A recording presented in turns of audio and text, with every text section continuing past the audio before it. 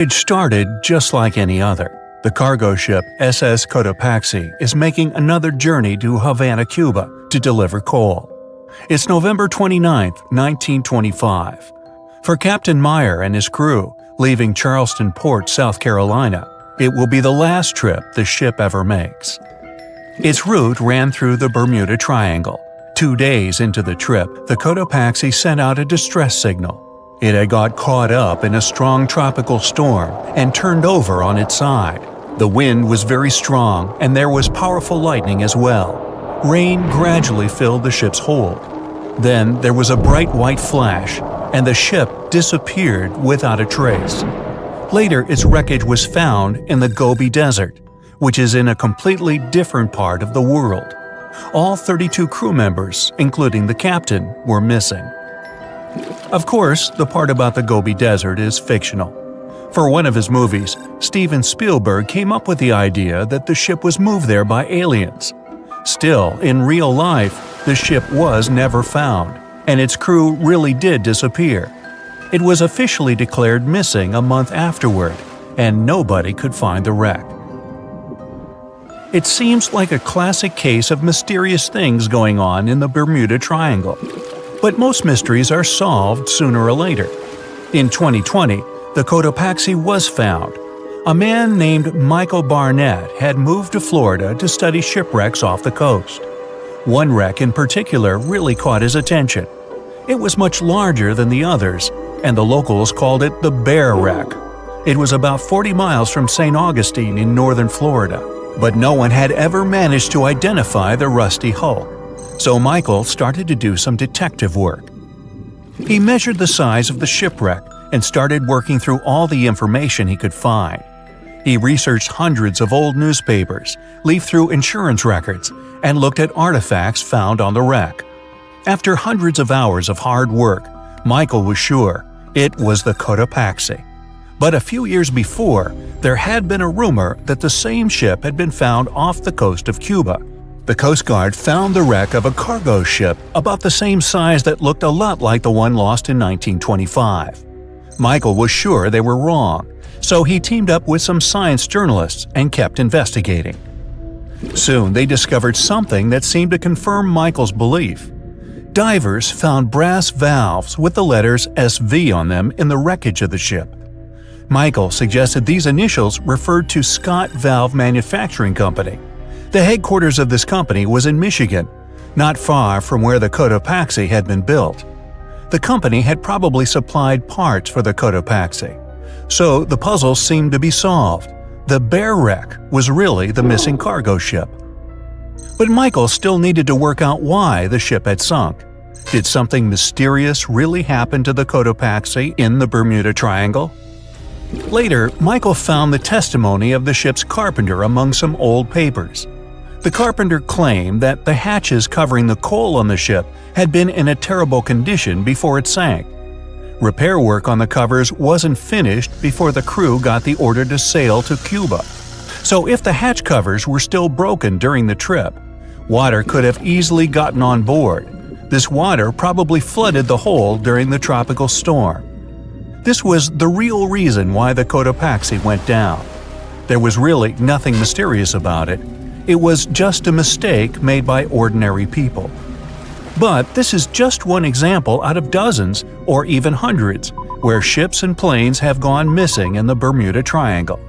We still can't explain some of these incidents.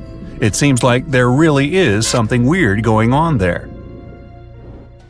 One of these strange events happened in 1948. A passenger jet was headed for Miami from San Juan, Puerto Rico. It disappeared in the same area as the Cotopaxi. The 32 people on board vanished without a trace.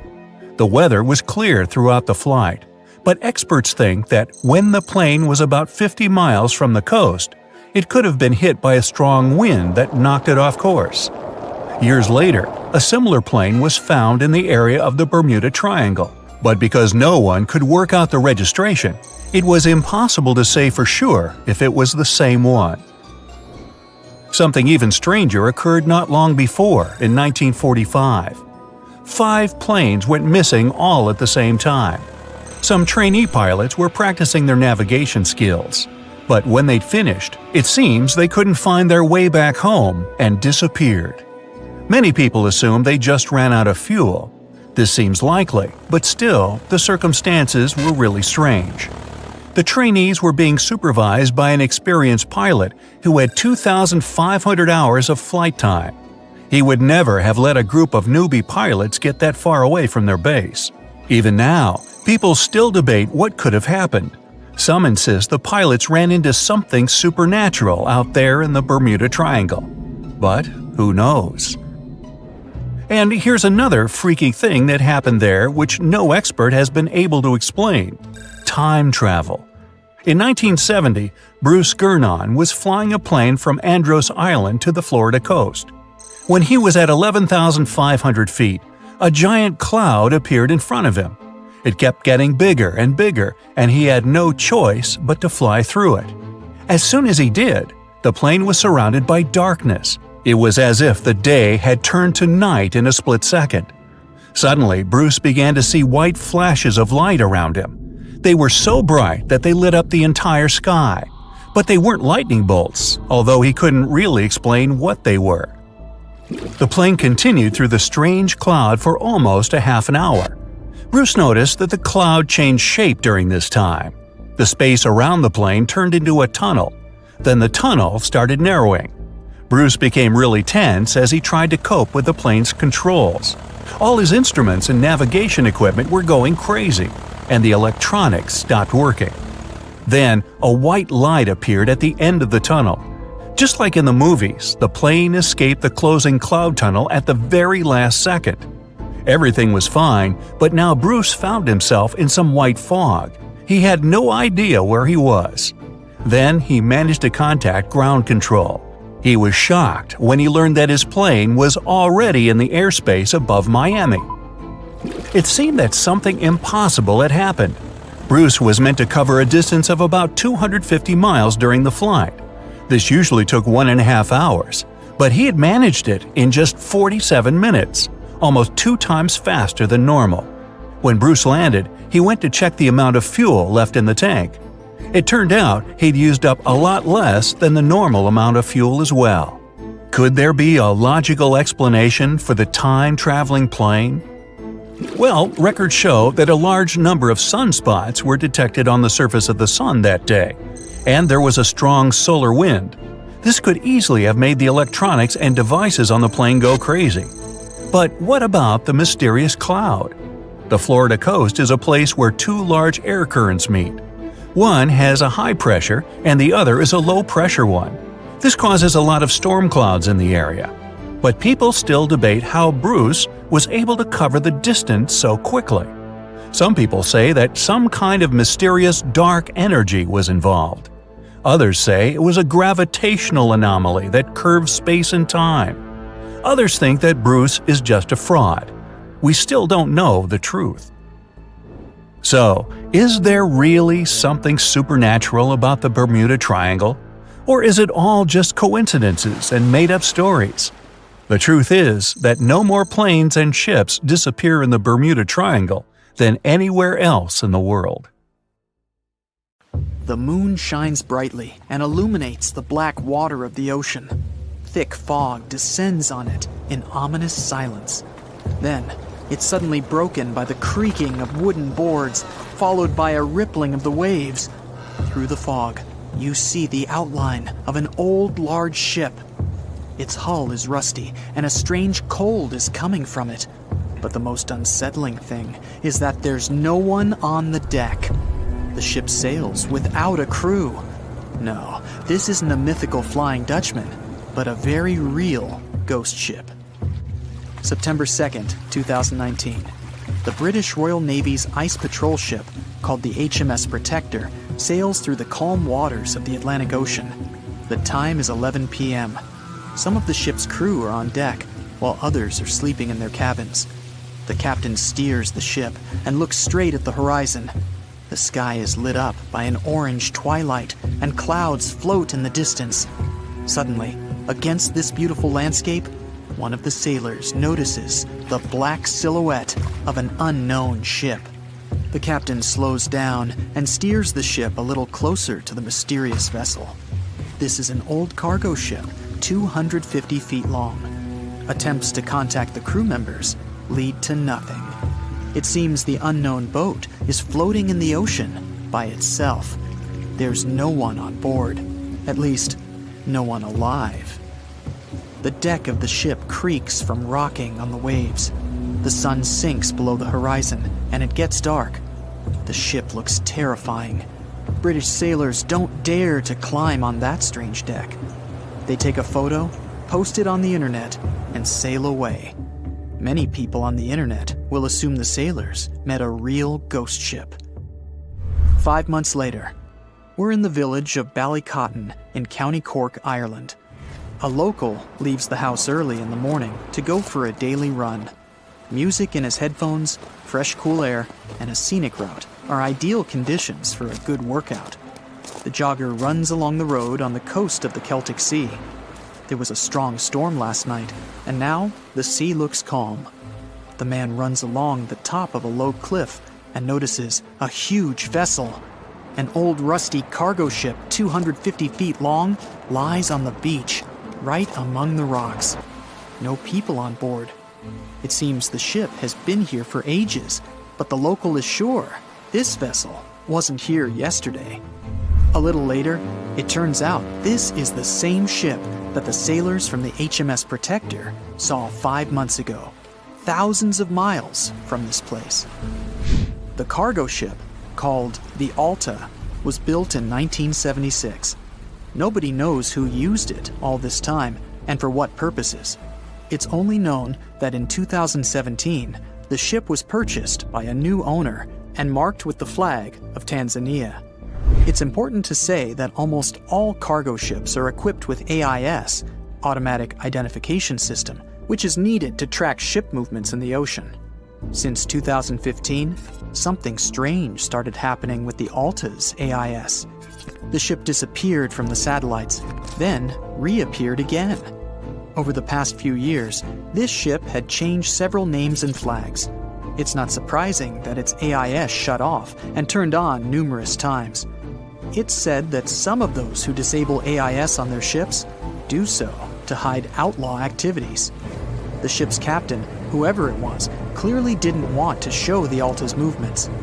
As AIS showed in 2017, the ship had sailed near Greek port cities. The Alta made 12 stops in 3 such cities in different parts of Greece. Then, the AIS signal disappeared, and 10 months later, the Alta reappeared near the northern coast of Africa, 1,200 miles from Greece.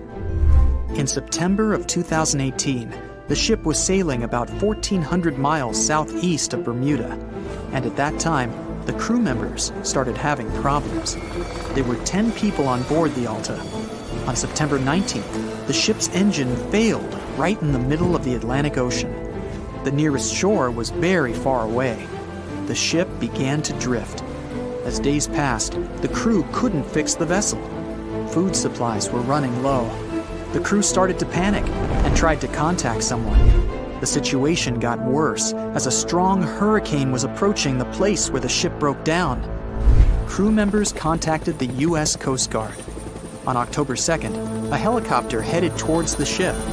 Food and water were unloaded on the Alta. This was enough for the crew to bide their time for several days. About a week later, a rescue boat sailed about 1,500 miles to reach the Alta and help the stranded sailors. Shortly before the start of the hurricane, American rescuers succeeded. The entire crew of the wrecked ship was taken to Puerto Rico. The Alta remained drifting in the ocean. After a while, another ship arrived to tow it to the coast of Guyana. Then, something went wrong, again. The ship was hijacked. Who did it and why remains a mystery to this day. But then, for some unknown reason, the thieves decided to abandon the ship and left it to drift in the ocean. For almost a year, the ship's location couldn't be tracked. Then, in September 2019, the vessel was found by the British Royal Navy. How the Alta was able to cover the distance across the Atlantic and wash up on the coast of Ireland is unknown. an investigation has been launched in Ireland. It's necessary to identify the owner of the vessel and find a responsible person to take on the task of towing it. But no one has since been found. Once, an unknown person called the Irish authorities and introduced themselves as the owner of the ship, but didn't provide any evidence. Several barrels of oil were found on board the Alta. To dismantle the ship, the Irish authorities will need to spend about 10 million euros. Local residents are annoyed by the wreck too. Corroding metal is bad for the environment, and kids have already snuck on board and posted a video on the internet from inside the abandoned ship. The further fate of the Alta remains unresolved. It's still lying there. That ship sailed in the ocean for just 2 years. Now imagine if some other managed to drift for 38. In all that time, no one could catch this ship, and people still seek it. That vessel is called the SS Bechimo. It was a merchant ship owned by a Canadian trading company. In 1931, the ship got stuck in ice off the coast of Alaska. A strong snowstorm began. The team waited a week for it to end, but the storm only intensified. One day, the weather improved a bit, and part of the team was evacuated to the nearest city. Another part of the crew, with the captain, set up camp near the ship. The storm started again and didn't stop for a long time. The blizzard was so heavy that the ship's captain couldn't see beyond his arm's reach. Finally, when the storm was over, the captain saw that the ship simply vanished. He decided the Bechimo sank during the storm. A week later, the ship was found, drifting near the place where it was lost. The hull of the ship was damaged so badly that it was unsafe to sail on it. The captain decided to abandon the ship. However, it didn't sink. For the next 38 years, it was drifting at various points along the Alaskan coast. Several times, people climbed on the ship, including native Alaskan residents and a group of researchers. Attempts to save the vessel from the sea ended in failure. The salvage operations were hampered by drifting ice and bad weather. The last time it was seen was in 1969. The ship was frozen and blocked by the ice. In 2006, the government created a special project to find the Bechimo. However, in all these years, the ship still hasn't been found. Its fate is unknown. It's likely that the ship has finally found peace and is now lying on the seabed of the Chukchi Sea. Far out in the open sea on a perfectly calm day, a dot appears on the horizon. It grows in size as it gets closer, and soon you can see it's a ship.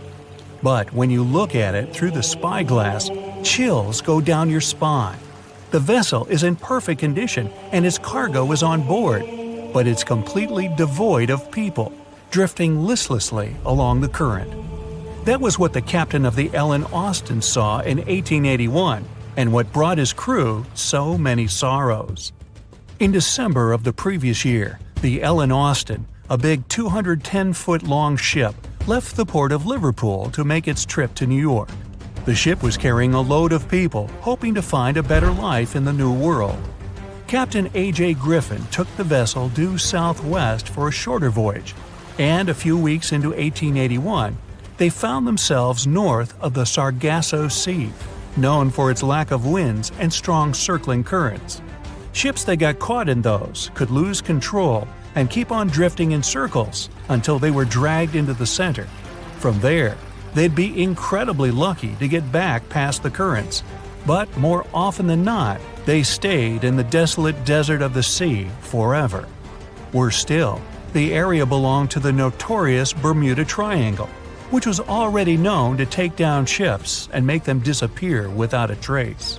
The ship's crew were nervous, afraid of being in such a dangerous area so close to a sea that could bring them to a standstill. And ominously, some of the Sargasso Sea's calm must have escaped it, because the Ellen Austin lost its speed one day and fell adrift without the winds. It was fine, though. They had ample provisions and were still on schedule. Captain Griffin was walking around his ship, giving orders in a voice full of calm authority. and both his crew and passengers trusted him completely. But then, the lookout shouted from above that a ship was in sight. And indeed, when the captain looked in the direction the man was pointing, he saw a small schooner moving slowly into view and towards the Ellen Austin. As it came closer, it became apparent that the way the strange vessel moved wasn't right. The captain frowned and examined it through his spyglass. The schooner was untouched, but eerily silent.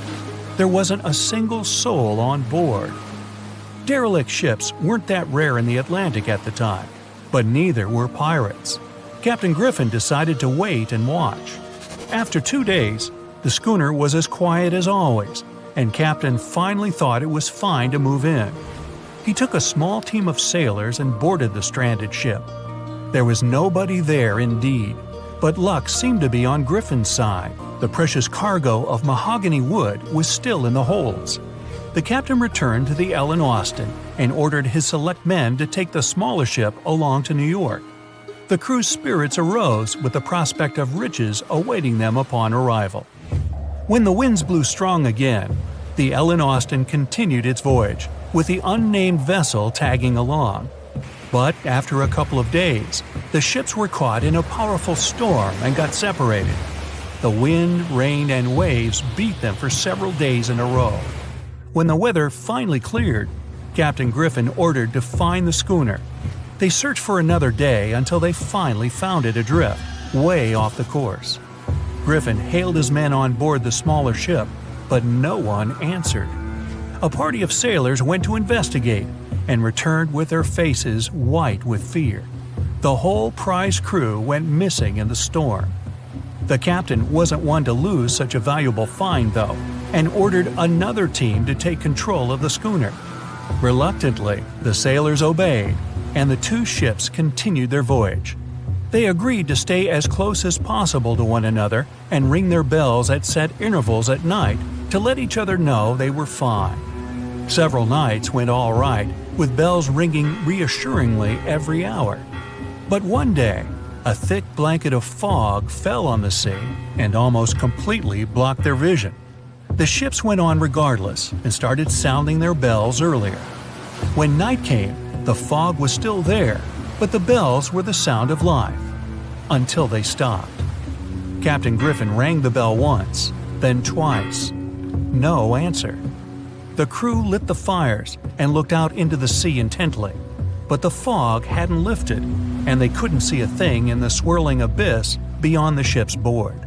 Nobody could sleep that night, and they waited in silence until the break of dawn. The first rays of sun made the fog slowly disperse, and the whole crew went to the edge of the deck with heavy hearts.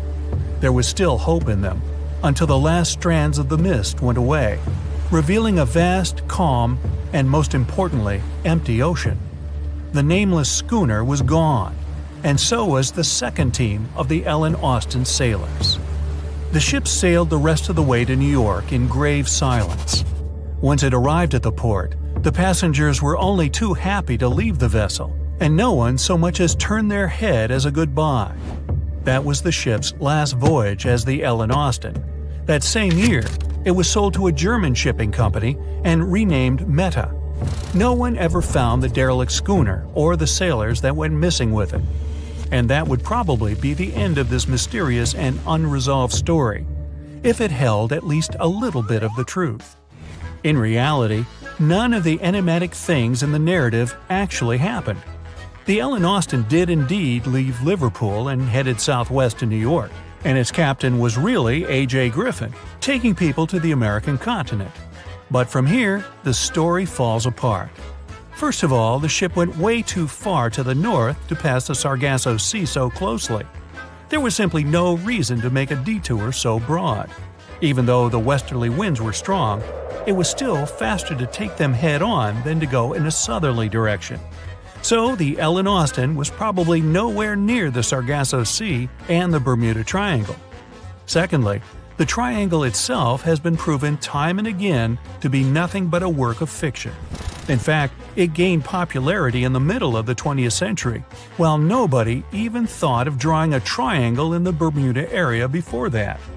The mystery was popularized by science fiction writers and became a common myth, while no serious research proved it any more dangerous than other parts of the world's ocean. So the crew of the Ellen Austin weren't even aware of the Bermuda Triangle back then, let alone afraid of it. Thirdly, the whole story was told and retold by magazines and mystery-loving personalities with ever-changing details. It first appeared in a newspaper in 1906 and already had the date wrong. The article said the voyage took place in 1891 instead of 1881. Later, the story resurfaced in 1935 on the radio with the wrong name of the captain. It was Baker, not Griffin. The date was also off, saying the trip was taken in August 1881, when the Ellen Austin was already renamed Meta. The legend grew upon with other strange details, such as the ship's route from London to Newfoundland, which was never the case. But the final debunking came from the archives of Lloyd's of London, the marine insurance market that keeps all logs of trade and emigration ship routes. The documents there say that on February 1881, the Ellen Austin completed its cross-Atlantic voyage to New York without incident. Captain A.J. Griffin off-boarded the ship with all his crew hale and hearty and declared no loss of hands during the trip.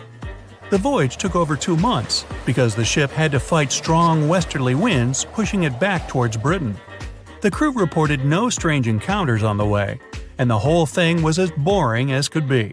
And even the passengers must have been smiling when they stepped on the American soil at last, unaware of the phony baloney story they were about to be a part of. The sea, this unrelenting water beast, has been defying all attempts to tame it for centuries. Many ships, driven by the wind, have gone through the harshest parts of the world. Some have survived the struggle with the sea, and many have come off second best. It's the year 1834. A ship called the Pilgrim is setting a course to sail from California to Boston. The journey will venture around South America and then past Cape Horn of Chile. Richard signs up as a merchant seaman aboard the Pilgrim. This is his first voyage at sea. The crew tells Richard stories of the Drake Passage off Cape Horn, a route that's legendary for its dangers. Countless ships and sailors have disappeared in those waters. Since Cape Horn's discovery in 1526, it's quickly become known to all those that have sailed around it as the ultimate test of any mariner's skill and of any ship's strength.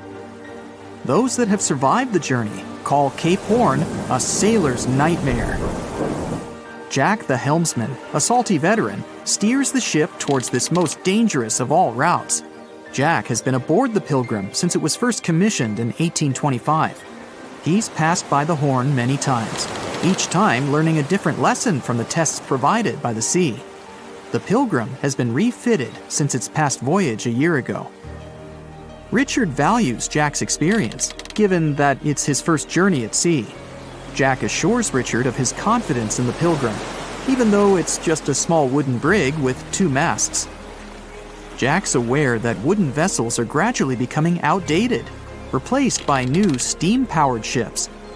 But Jack prefers the maneuverability of the Pilgrim and would take it over the steel ships any day. Richard is excited to be aboard. There's so much to explore in life as a merchant seaman, but the guy struggles to acquire his sea legs on the boat. Forceful winds make the Pilgrim move faster, providing Richard with a quick introduction to life at sea. At the same time, nothing can prepare him for what is to be experienced at Cape Horn. It's the southernmost point of land before Antarctica. The gap between the icy continent and Cape Horn holds the infamous Drake Passage, approximately 700 miles between Cape Horn and the Antarctic Peninsula. Strong winds provide an uninterrupted, steadfast journey toward the Horn. But, as Jack tells Richard, the winds are more concentrated at the Drake Passage. They create a funneling effect, becoming stronger and more unpredictable. Richard is unsure of what this might mean for the Pilgrim, but understands that there's no easier route to travel around South America. A few days pass. The Pilgrim sails by the many islands that make up the western coast of Chile. Although the sea has been relatively calm, Richard continues to deal with his lack of sea legs. His movements are still not very graceful. The constant, ever-swaying deck rises and falls, and Richard finds it hard to get used to the motion. Random large waves hit the Pilgrim from every angle. The ship is quickly approaching Cape Horn. Richard looks towards great thunderous black clouds in the distance. "Welcome to the Horn," Jack says, half laughing. A wry smile upon his face soon disappears. The man gets serious, knowing what awaits them all. Stronger winds start blowing the sails as the crew scrambles to hang onto the ropes. Richard desperately sets to adjust the aft sails, adjusting for the constant change in strong southerly winds. Jack holds firm at the helm, knowing the importance of his role. He's wary of the swell. It can build very quickly the further south they travel. It's crucial the Pilgrim doesn't venture too close to the Horn when they approach. The great darkness that was in the distance is now all around them, filling the sky in every direction. Blackened clouds throw rain and hail down at the crew as they try to resist the enraged weather. Jack is directed by the captain at the helm, changing the direction of the vessel. The temperature has dropped significantly. Barely keeping the water from his eyes, he turns toward the port side bow to provide his face a brief break from the torment of the wind. Looking out into the distance, the man sees the Horn standing alone, surrounded by mist. It's a haunting sight. He steers the Pilgrim along the face of the Horn, the distance getting shorter. The waves shrink in height since the depths become shallower. But these waves are much steeper, and their angle can cause more damage to the wooden vessel. Jack's unsure how much of these waves the Pilgrim can take before the hull is breached. Richard, still posted at the aft sails, watches the water and icebergs floating by. He's unsure how large they actually are, since they're mostly hidden underwater. But he knows to alert Jack if any get too close. Just one iceberg hitting the Pilgrim will be all that the hull can withstand. Dutifully, he watches over the side and into the distance. Icebergs aren't the only thing to look out for. Rogue waves are common in these seas as well. The connecting Antarctic and Pacific Oceans, mixed with stormy weather, form waves together. This creates much larger rogue waves. Such waves have been known to reach up to 100 feet tall. They can destroy most vessels in their path. It'll surely be the end of the Pilgrim if it comes across a rogue wave. Strong currents adjust the route of the Pilgrim, as though the Horn is trying to lure the ship toward its rocky shallows. Slowly, they are getting pulled closer toward the Horn. Jack is fighting the current at the helm. Spinning the wheel, he strains his body as much as he can. Grunting, he plunges the wheel from the port side to starboard and back again. The captain keeps yelling directions. To a novice, they're extremely confusing. But Jack, a hardened veteran, continues to interpret the directions with ease, steering to readjust their course away from the Horn. The captain orders Richard to assess the hull below the decks. With the level of pounding the Drake Passage has provided so far, it's surely harmed the ship in some way.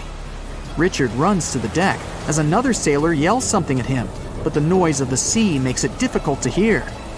A wave hits the side, flowing onto the deck. Richard manages to hang on to the mast before he's almost swept overboard. The entire front deck seems to be underwater. Hanging on as the water rolls off the sides of the ship and waiting for it to clear, Richard watches the Horn slowly go past. Still, it beckons toward the Pilgrim, as though asking for its dues from the crew. The currents are still pulling the ship, while the storm is raging on, with no end of the struggle in sight. The storm is growing ever larger and fiercer. Richard gathers himself to head below and assess the damage. After a slow descent to the lower decks, Richard can finally look over the hull from the ship's quarters. There's no damage from what he can gather. But he's shocked by the depth of the water inside. It's now at waist depth. Cups, amongst other things, float in the water. Even inside the ship, the guy can't escape the waves. Unable to make sense of it all, he stands frozen, listening to the almighty power of Mother Nature outside. The sea roars even more wildly, waves constantly thudding against the hull. It sounds like a somber drumbeat, a slow countdown to the demise of the Pilgrim. Richard forces himself back to the terrors of the above decks, grasping onto the rails to carefully walk the slippery stairs. He leaves the disturbing creaks of the wooden decks. They're soon replaced with the strained sounds of the ropes, the yells of other sailors, and the deafening roar of the sea crashing all around him. Jack is at the helm, focused on his role, still fighting the wind and the waves, even with the addition of ice and frost. It seems that the world around him has set its heart to distract the man from his duty, but Jack pushes on determinedly. For 9 days, the Pilgrim fights the constant changes in stormy weather, facing all kinds of obstacles, but the ship manages to make it through. As they leave the storm behind, the crew sets their course north for their final destination. The sight of the sun peeking through the dark clouds is the most relieving thing Richard has ever experienced. Unfortunately, Richard lost his rations at some stage during the storm. At sea, if your rations are lost, it's your own bad luck. Luckily, Jack is kind enough to share some of his. Ships and planes disappearing without a trace. Passengers never seen or heard from again. Reports of strange lights in the sky. No, these aren't scenes from an upcoming Hollywood blockbuster, but some of the strange occurrences reported for over a century in an area ominously dubbed the Graveyard of Lake Ontario, also referred to as Canada's Bermuda Triangle, or the Marysburg Vortex. It stretches across a portion of Lake Ontario from Kingston to Prince Edward County in Canada, and down to Oswego, New York in the US. The tales about this area can be as chilling as the frigid lake water on which they took place. The most unsettling story involves the schooner called the Bavaria. It was 1889, and the ship was being towed across the lake. Rough waters severed the tow rope, and the Bavaria floated away. Luckily, the schooner was later found safe and fully intact. But there was one thing missing: the crew! Not a single person was found on board. What makes the story even more bizarre is that the dinner table was set, a loaf of bread was discovered, freshly baked, and the captain's money and his papers were fully accounted for. There was even a pet canary happily chirping away as if nothing was amiss. What happened to the crew? We may never know. And this was not a unique incident. Just over a decade later, in 1900, 3 ships, the Annie Minnis, the Picton, and the Acacia, were sailing across the lake. But only 2 would make it to their final destination. The third one, the Picton, was speeding ahead of the others when it simply vanished. According to a cook on the Annie Minnis, "We were well out into the lake and making good time when all of a sudden we saw the Picton's topsails coming off, and then her lower sails settled, and then, while we stood and watched, the Picton just disappeared." It's possible that the ship sank, as there was some wreckage later seen in the water, but the ship itself was never found, and none of its crew ever located. A few weeks later, a bottle with a note inside was discovered in Sackett's Harbor, New York. The note was from Captain Sidley of the Picton. "Have lashed Vesey to me with heaving line, so that we will be found together." Vesey was the captain's 12-year-old son. The note creates more questions than answers. If the witnesses were correct, the ship's disappearance was quite quick. When did Captain Sidley know he was in danger? Why not signal for help if he had any warning? And when did he have time to write a note, bottle it, and tie himself to his son? It truly is a mystery. And it was not just ships that ran afoul of the strange forces in the area. Planes also struggled to make it through in one piece. In 1975, Ron Scott flew out from the Picton Airport in his Cessna 172. As he entered the Marysburg Vortex, his plane banked to the side. For several seconds, he was unable to right the plane, but once he did, the same force banked him to the other side. Again, he was stuck there for a few seconds, unable to control his plane. A skilled pilot, he had never experienced anything like it before. He was certainly luckier than Royal Canadian Air Force pilot Barry Allen Newman. Newman was at the same spot back in 1952, when he lost control of his jet and crashed into the lake. To this day, his body has not been found. In total, over 270 ships and at least 40 planes have met a tragic end in this area. And adding to the mystery, sometimes people report a series of bright lights or orbs, or a dark ship hovering in the sky. These are even harder to explain. Witnesses willing to report them are adamant they are true. Sid Wells said he watched a strange shape like a multifaceted diamond slowly spinning in the sky, and then it just disappeared. Others claim to have seen it too. Of course, the Marysburg Vortex is just one of several places around the world known as vile vortices, a term coined by biologist and writer Ivan T. Sanderson. He discovered 12 other equally spaced areas on the surface of Earth where funny things happen. The best known of these, of course, is the dreaded Bermuda Triangle.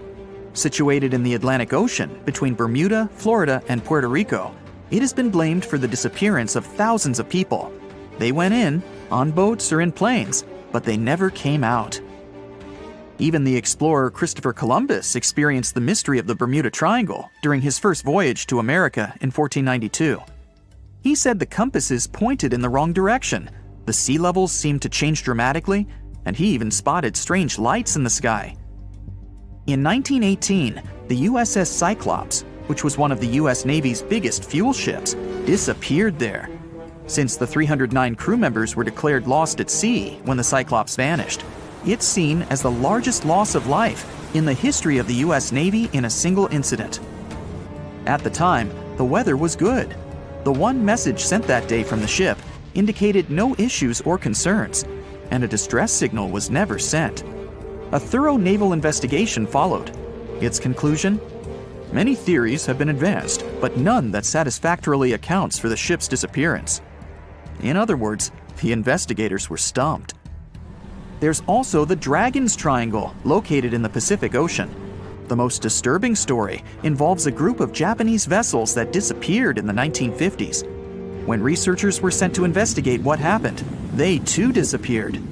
In each case, it's impossible to truly know what occurred, and it's easy to get caught up in stories of giant sea monsters lurking beneath the waves. Who doesn't like a good scare? And Sanderson was willing to accept the possibility of such stories being true. He believed the vile vortices that he studied could be explained by anything from a wrinkle in the space-time continuum to magnetic abnormalities to underwater people. Of course, Sanderson was not only a huge fan of strange places, he also wrote about strange creatures like Bigfoot and the Loch Ness Monster. His skills as an impartial scientist are questionable though. In 1948, he claimed that some 3-toed footprints found at Clearwater Beach in Florida were proof of 15-foot-tall penguins, arguing that they were impossible to fake. In 1988, Tony Singerini revealed that he and his friend, attaching some cast-iron feet to his high-top sneakers, were behind the giant penguin hoax. So maybe Sanderson isn't the most reliable source after all, but there are also some very compelling and wholly natural explanations. Let's look specifically at the Marysburg Vortex. It's entirely possible that ships like the Bavaria and the Picton were done in by a mix of bad luck and bad weather. Unsettled weather is certainly not uncommon on Lake Ontario, and flash storms on the open water can prove dangerous to the most skilled sailor. And even today, with advances in weather forecasting, we get it wrong all the time.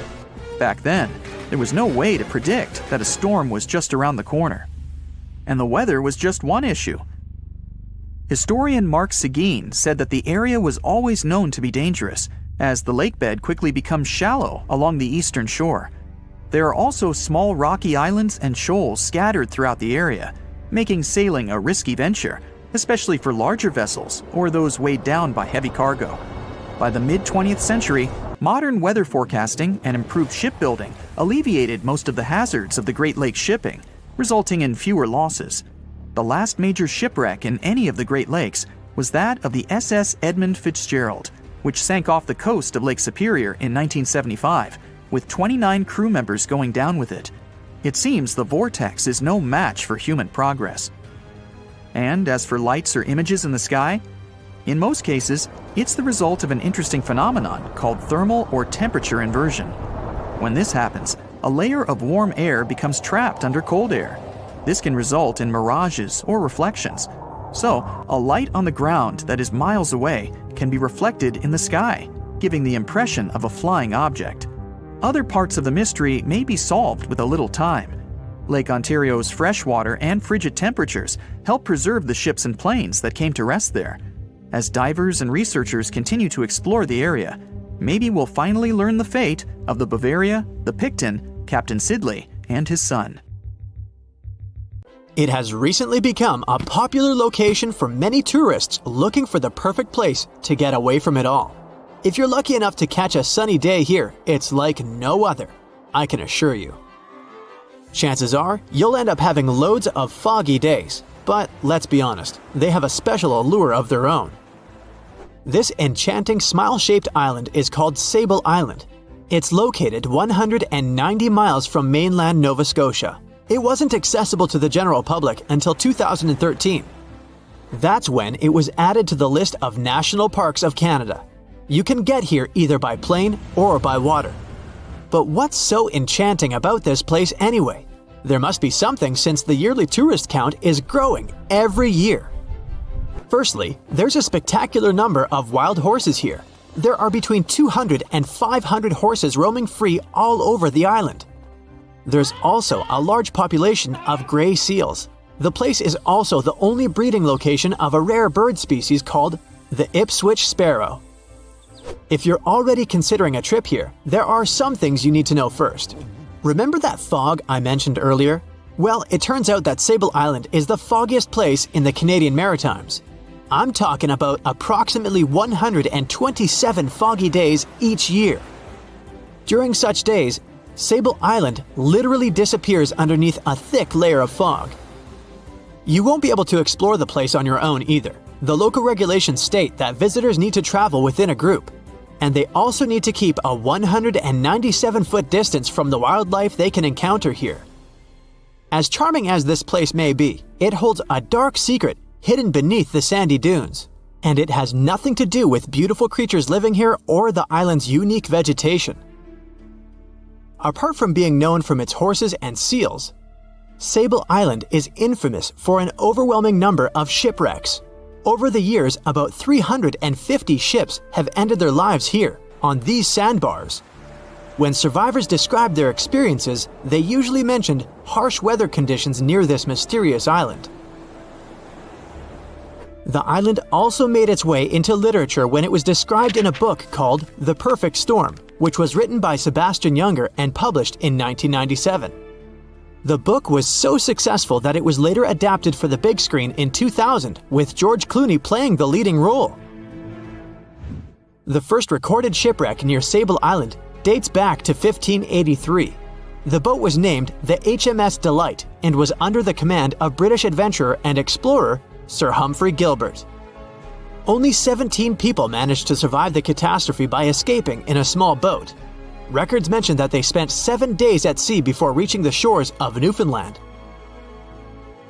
In 1884, another vessel named the Nicosia struggled in the thick fog as well. The ship was completely destroyed, but fortunately, all 18 crew members managed to survive. The captain's son was almost lost at sea when a lifeboat capsized when he was climbing into it. He somehow managed to stay underneath the lifeboat, which was completely submerged. When this lifeboat righted, he eventually emerged from the water and was rescued for the second time. The years between 1947 and 1999 were relatively quiet on the island. In 1999, though, a yacht called the Merrimack ran aground near the shore of the island at about 2 a.m. on July 27th. The 40-foot fiberglass boat had a crew of only 3 people. Natural gas exploration workers, who were luckily not far away, rescued them. The crew managed to fly safely to Halifax the next day. The owner of the Merrimack tried to recover his boat by hiring local fishermen. Unfortunately, this operation was unsuccessful, since only the fittings of the yacht were eventually saved. It took no more than 6 weeks for the sand and waves to crush and completely break up the hull of the Merrimack. So what is it about this place that's so dangerous for boats? Does it have anything to do with the weather? Or maybe there's other forces at play? The explanation turns out to be a bit more complex, and it wasn't easy to figure out, at least not way back in the 1500s. First of all, the island is located close to one of the world's richest fishing grounds. Since it's also near one of the major shipping routes between Europe and North America, hundreds of vessels sail past it each year. The likelihood of shipwreck increases when there are so many boats roaming around the area. Sable Island is also in the way of most of the storms that move up the Atlantic coast of North America. It's no surprise that boats often get hurtled straight onto the shores of this island. The weather has a lot to do with it too. During the summer season, the warm air from the Gulf Stream creates a dense fog as it merges with the cool air by the Labrador Current that passes by the island. Other currents don't help the matter. Sable Island is next to the meeting point of three major ocean currents: the Gulf Stream, the Labrador Current, and the Belle Isle Current. Since the 1950s, radars and other modern navigation tools have been used on commercial vessels as well. Up until then, the sextant was the main instrument used to figure out a ship's location. It doesn't mean that sextants weren't accurate, but this instrument couldn't work properly without a clear view of the sun or stars, which means it didn't help much in dense fog, such as the one surrounding Sable Island, or when it was cloudy. Often during bad weather, the captain of a ship navigated, relying on their experiences and intuition based on the ship's speed and direction. That's why most of the survivors in shipwrecks near Sable Island said that the captain had simply miscalculated the ship's position, crashing into Sable Island by accident. This dusty, sandy land is as unfriendly to ships as it is to trees. There's reportedly a single tree on the whole island, and it looks a lot more like a bush. It's actually a pine tree. And since the famous island horses don't see it as much of a food source, it somehow managed to survive. Reports say that the tree was planted back in the 1950s. Local authorities were trying to grow a forest on the island to make it a bit more welcoming. They've planted tens of thousands of trees over the years, more than 69,000 evergreens, 600 fruit trees, and about 55 pounds of pine seeds, along with other plants which could survive the conditions on the island. But they were no match for the extreme weather and sandy soil. Out of all those plants, just one pine tree is still alive. Thanks to its resistance, it has even become a symbol of Sable Island. Interestingly, for around 40 years, the island also had just one inhabitant. Can you imagine that? One person living on a remote island for so many decades? It's the story of a woman called Zoe Lucas. She chose to surround herself with the only residents on the island: the horses, the gray seals, and the many species of birds. An esteemed naturalist, she mentioned in an interview she gave back in 2017 that she was used to living on the island and that she never got lonely. To survive here, she had to put together an essentials kit. It included a notebook to take notes and a pair of binoculars to study the wildlife. You can safely assume she wasn't scared of the intimidating surroundings, since she decided to eventually call this place home. At first, Zoe wanted to set up camp on one end of the island, near some abandoned buildings. But eventually, she settled in a wooden house near a bunch of sand dunes.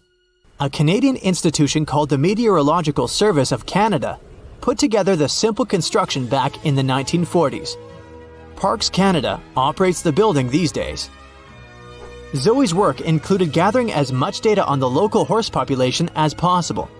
It could help scientists better understand how they managed to adapt to the unfriendly environment. She also helped gather the debris that made it to the shore to help track pollution levels. Among all the rubbish that she collected, there was a refrigerator and a crate full of fresh peppers. Some other specialists eventually started working rotating shifts on Sable Island to offer the brave woman a little bit of company now and then. It's 2018. You get up early in the morning to go ashore and catch some fish. You come to the spot you were yesterday, throw the hook into the sea, and wait. The float is twitching. You've caught some fish, but hey, hello? Why aren't you doing anything? Right now, you don't care about the fish. You're looking at something in the distance. You open your mouth in surprise, since you see a huge ship stuck on a shoal. It wasn't here yesterday, so it got here at night. Okay, it'll probably sail away sooner or later. You fish for a few more hours. During this time, you observe the ship and notice no movement there. Is it empty? Boats and the Coastal Service are sailing from the shore to the vessel. You decide to check it out too. You get in your old boat and go there. The mist descends to the water, making the ship look creepy. The colossal vessel is rusty and empty. But where is the whole crew? And how did it get there? The Coast Guard comes on board. They search the hold, the cabins, and the upper deck. There's someone's stuff, some remnants of food supplies, notebooks, and clothes. Everything suggests the crew has disappeared for some reason. Fishers who noticed the vessel first didn't see anyone coming down from the board. No radio signals were sent to the port, and no one reported about the ship. It appeared here from nowhere. The only chance to get any information is to look at the number and name of the vessel. This is Sam Ratulangi, PB 1600.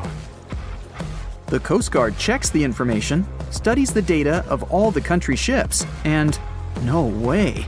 One company built the boat in 2001 in Indonesia. People used it to transport heavy loads across the seas around Asia. The ship had been properly operating for 8 years. People were delivering industrial goods to different points in the region, but something went wrong. In 2009, Sam Ratulangi was sailing near the coast of Taiwan, and that's it. There were no further records about it. There were no reports in any port. Everyone thought it must have drowned, so no one had been looking for it for years. And then, 9 years later, it appears here, big and rusty, off the coast of Myanmar, without sailors, without fuel. An investigation starts. City services are trying to find out the names of all the sailors working on the ship and find clues that would lead to solving this mystery. They also hope the ship owner will appear soon. They find 2 tow ropes on board. This means that some other ship towed Sam Ratulangi to this place. Then they identify and find 13 crew members. These people say they wanted to reach the factory in Bangladesh to repair Sam Ratulangi. Another vessel helped tow the ship, but then 2 cables tore off, and a storm began. No one wanted to stay on board during such weather, so the crew members left it. No one knows what the ship has been doing for the last 9 years, and how it was possible without people on board. And here's another, much more mysterious ship story. On February 16, 2020, locals found a large cargo ship stuck on a rocky shore off the coast of an Irish village. The boat looked rusty, with holes in the hull and rotten parts. People hadn't seen this vessel the day before, so it appeared there at night. The last time people saw the Alta cargo ship was a few months earlier, thousands of miles off the coast of Ireland. That day, the Alta was sailing in the waters of the Atlantic Ocean. Another ship, the MS Protector, noticed it. MS Protector crew members tried to contact the ship, but received no response. The people on board realized that they were facing an empty vessel. And then, 5 months later, it appeared near the coast of Ireland. There are more questions than answers in this story, but we managed to find something out. In 2015, the Alta appeared and disappeared from the radar several times. Any ship has an internal tracking system, so people can track its route using satellites. But Alta crew members often disabled this system. Perhaps they were engaged in some illegal activity. Anyway, in 2017, the ship often sailed between the ports of Greek islands. Then, the tracking signal disappeared and appeared only 10 months later, off the coast of North Africa. During this time, the ship changed several flags. In September 2018, the Alta was southeast of Bermuda and headed for Haiti. Then, the crew started facing problems. First, the main engine failed right in the middle of the Atlantic Ocean. The ship began to drift. Several days passed, but the crew members weren't able to repair it. They began to run out of food and water supplies. The situation got even worse when they found out that a hurricane was approaching the place. Fortunately, they managed to contact the U.S. Coast Guard. A helicopter flew to the Alta on October 2nd to bring them some supplies. There was enough food for several days. Then, a rescue boat sailed to the ship. It evacuated all the sailors and delivered them to Puerto Rico before the hurricane. The Alta had to drift alone in the ocean. After a while, another ship approached the Alta to tow it to the shores of Guyana. But at this moment, everything went wrong. Someone stole the boat, disabled the tracking system, and sailed away in an unknown direction.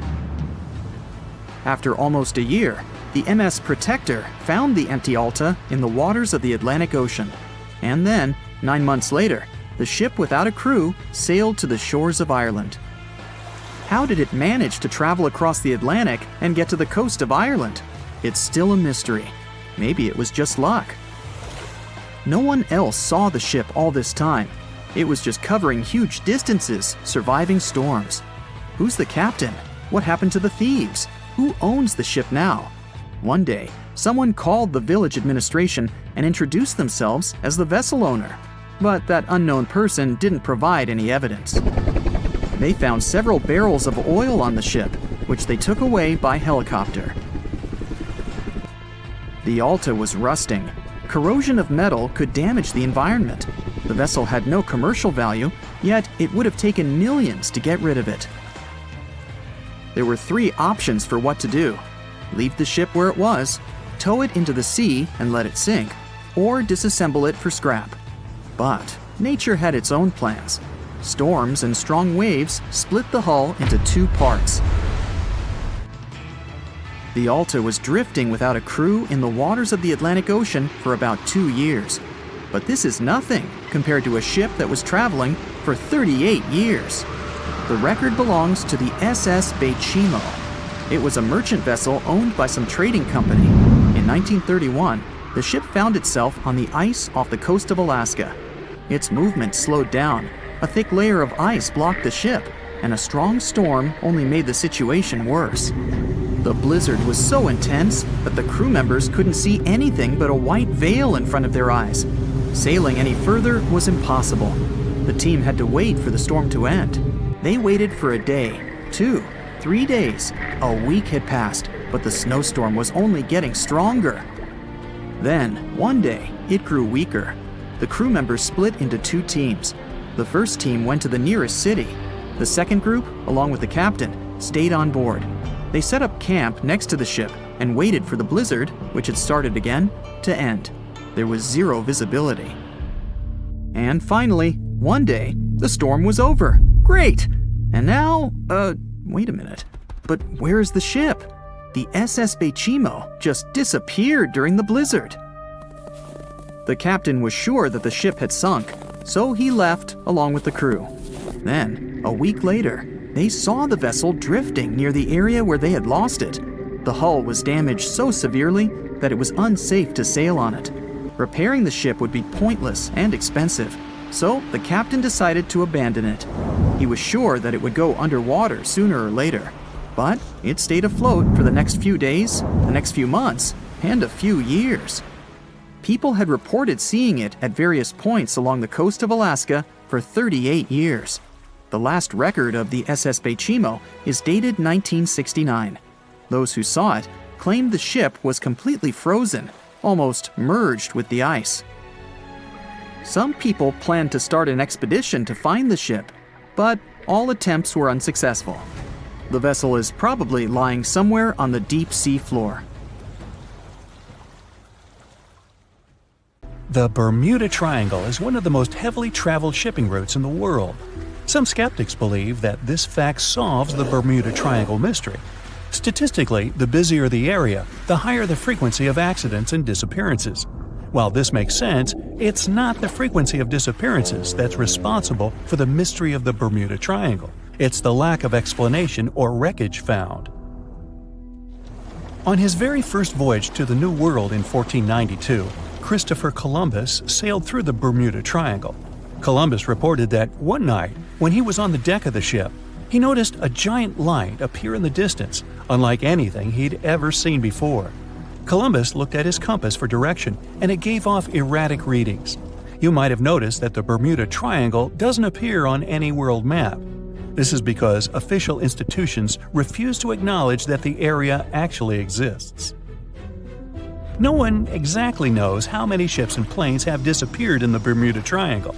The rough estimate is 50 ships and 20 planes. Most of the time, the disappearances had no explanation and no wreckage has ever been left behind. When the TBF Avenger planes went missing, a massive search operation was conducted. boats and planes searched the Bermuda Triangle for any signs of the aircraft. One of the boats searching was a PBM-5 Mariner airboat. The airboat took flight at 7:27 p.m. and called in a routine radio message 3 minutes later. Then, it was never heard from again. No trace was ever found of the rescue airboat or the 5 Avenger aircraft. A huge investigation was launched into the disappearance of all these vehicles, but nothing was ever discovered. The Bermuda Triangle is home to some pretty intense and unexpected weather. Storms build up quickly and unexpectedly, then disappear soon after. If you blink, you might miss it. This could explain why few distress signals are issued. Pilots and sailors never saw the weather coming. A popular theory suggests that rogue waves are responsible for the many disappearances. Rogue waves are called extreme storm waves by scientists. They occur when different weather patterns take place at the same time and cause large unexpected waves that reach up to 100 feet tall. Witnesses say that the waves look like giant walls of water. These waves could explain why ships go down fast and without leaving any trace. Just off the coast of Japan, you'll find the Bermuda Triangle of the Pacific Ocean. They call it the Devil's Triangle. Between 1950 and 1954, 9 ships disappeared in this area without leaving a trace. The ship Maritime 5 was sent to investigate these unexplained disappearances when it also vanished. After this incident, the Japanese authorities labeled the area as a danger zone, and sailors were encouraged to avoid it. Some people blame all disasters on the extraterrestrial paranormal activity. Others suppose it's all about raging natural phenomena. Some scientists believe the cause of anomalies is the environmental changes. Also, there's a really high concentration of methane hydrates on the bottom of the ocean in the Pacific Bermuda area. This gas tends to set off, and when it happens, bubbles start forming on the surface of the water. These gas eruptions can interrupt the ability to float and can easily sink a ship. Because of this chemical reaction, there won't be even a trace left.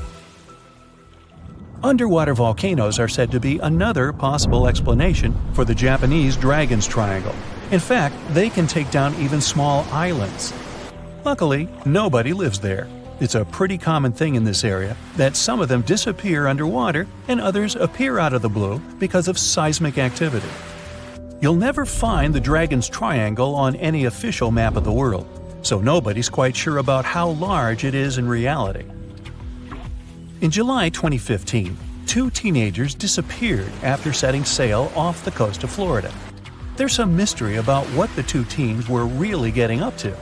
They told their parents that they were just going to fish, but they told their friends that they were crossing to the Bahamas. Shortly after they left, a line of thunderstorms moved towards the area, and the boys were never heard from again. A massive search was conducted, but sadly, nothing was found. 1 year later, the pair's boat was found off the coast of Bermuda with a broken iPhone and some personal effects left inside. One of the most popular and bizarre theories trying to solve the Bermuda Triangle mystery comes from Charles Berlitz. He insists that the area is home to the lost city of Atlantis. The missing ships and planes and malfunctioning equipment, according to him, were all caused by rays of energy let out by the special energy crystals that power Atlantis. While this sounds silly, Berlitz's theory was convincing enough that over 20 million people bought his book worldwide. Previously, the compass wouldn't work well in the Bermuda Triangle since the lines of the 2 poles coincided here, true north and magnetic north. But if you fall into this line, your compass will behave strangely. But the magnetic north is constantly shifting, and now it's far beyond the triangle. No legend says pirates of the last centuries operate in the Bermuda Triangle, or that the Flying Dutchman makes other ships disappear. A popular theory is that ships travel to the distant past or future through a time portal in the Bermuda Triangle. Fortunately, these are all myths. Just imagine hundreds of giant tentacles reaching out to a group of ships sailing through the Bermuda Triangle. In the past centuries, they could easily sink an entire fleet, since the ships were made of wood and were lighter. Squids wrapped decks with their strong tentacles, made holes in the ship's hulls with their sharp beaks. Toothy suction cups could break the masts and tear the sails. The water was filling the holds and slowly rising to the deck. The ship sank in a matter of minutes. Survivors reached the shore and told everyone about huge monsters. This is how the legends of the Kraken appeared. Fortunately, now people have sonars and equipment for monitoring the sea space. They say the main reason why this place is so enigmatic must be the magnetic fields that form this ominous triangle. Ocean floor is made of rocks containing a lot of magnetite. It's more like iron. Magnetic fields react to the high concentration of magnetite on the ocean floor, which may start a sort of conflict between the two. It can often lead to various weather anomalies and, as a result, navigation issues. And naturally, any changes in the ocean floor or the Earth's magnetic fields influence the Bermuda Triangle a lot. Magnetic fields tend to shift their position, so do tectonic plates and even the continents, even though we never notice it. The skies are usually very clear there, but back in 1883, some people witnessed abnormal things in the area. Some claim to have seen large blocks of ice falling from the skies, and the crew even managed to save one as hard proof. Seems like the Bermuda Triangle has an alternate not only on Earth, but even in space. Spacecraft usually don't disappear into thin air though, like there's no air. This anomalous area is really large and stretches right above the South Atlantic. It occupies the area from Chile to Zimbabwe and sits right at the point where Van Allen radiation belts are the closest to the surface of our planet. The Earth has two such belts, which come in handy trapping the particles that shoot in from the Sun. They do a great job protecting the Earth from radiation. The magnetic field there is lower, so it allows the Earth's radiation belt to come closer to the surface. Whenever a satellite passes by, it will be exposed to radiation, which might lead to serious damage. So, no satellite can take pictures of it. The South Atlantic anomaly is part of the Earth where natural radiation just flows out of control. Still, there is little evidence that all these triangles are really dangerous. Many believe the Bermuda Triangle itself has been proven time and again to be nothing but a work of fiction. In fact, some shipwrecks, such as the Ellen Austin, gained popularity in the middle of the 20th century, while nobody even thought of drawing a triangle in the Bermuda area before that. The mystery was popularized by science fiction writers and became a common myth, while no serious research proved it any more dangerous than other parts of the world's ocean. So, the crew of the Ellen Austin back in 1881 weren't even aware of the Bermuda Triangle back then, let alone afraid of it. What do you think?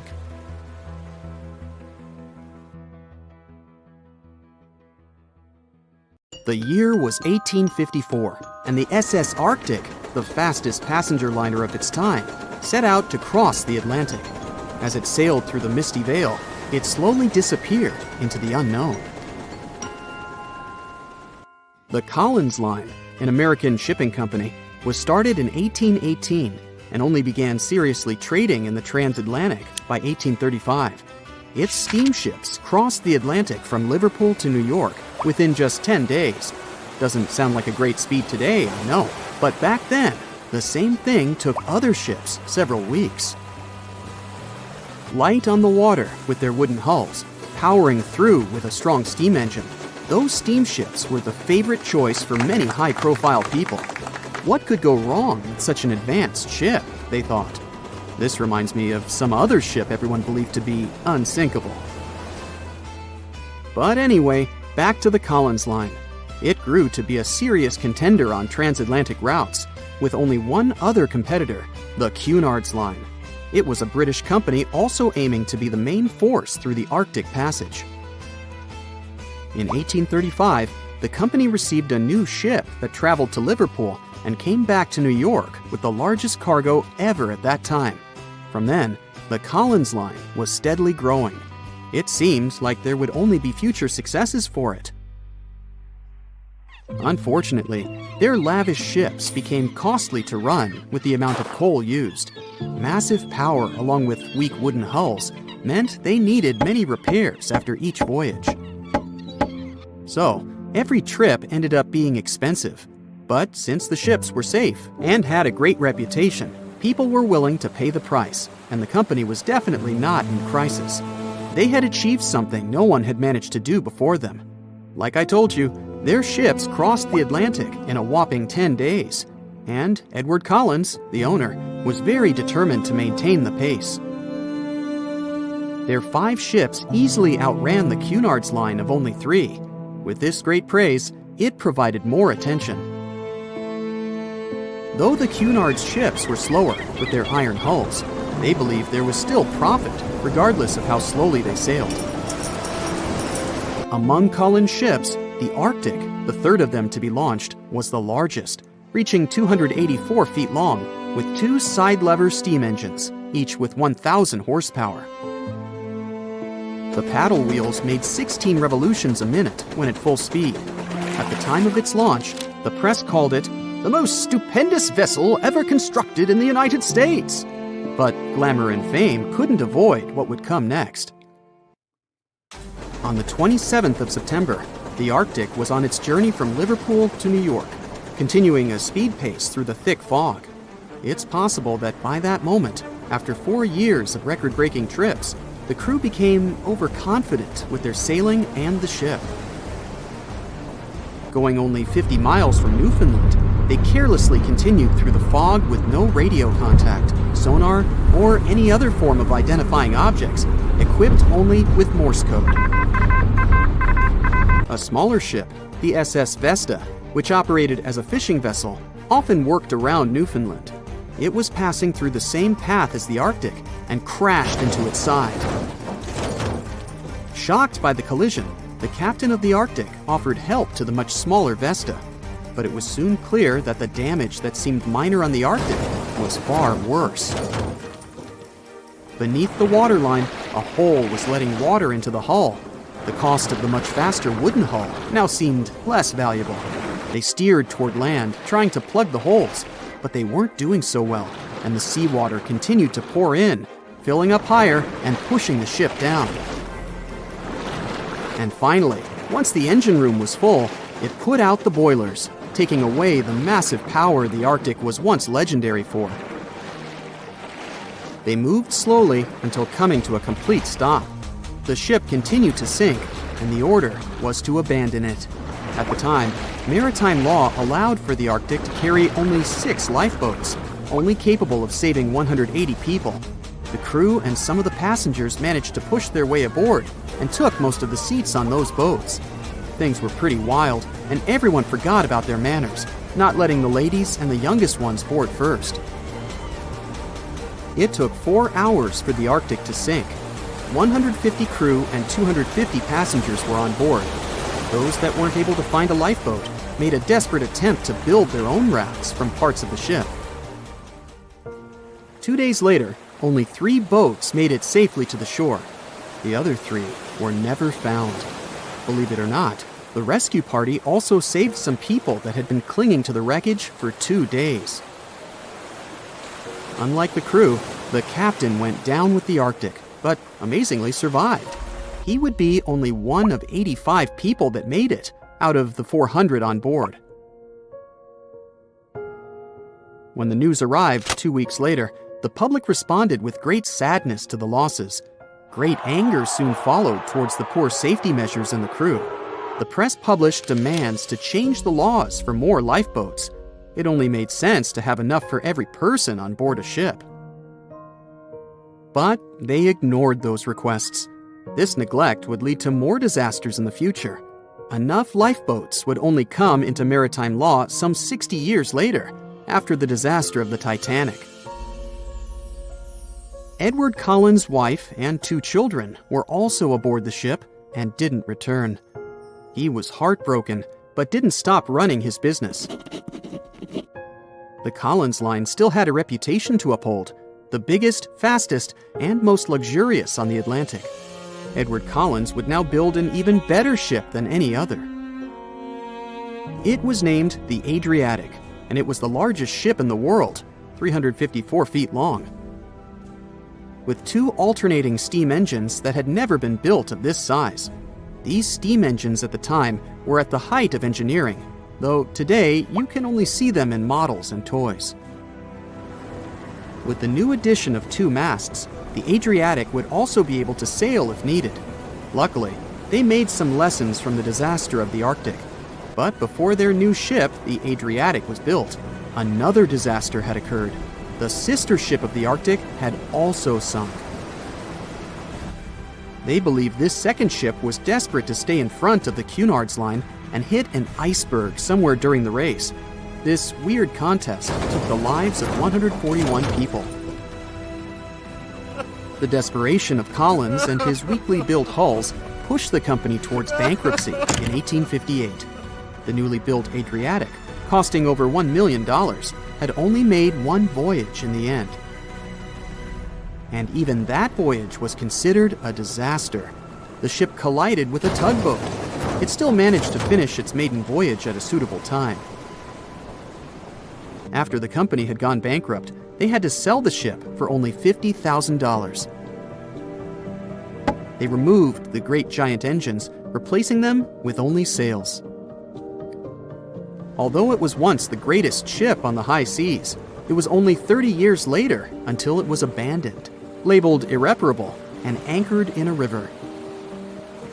The other remaining ships were also sold and only used for parts. Edward Collins left the industry altogether, seeking work on dry land instead. As the Collins line was no longer in the mix, the Cunards would grow in strength.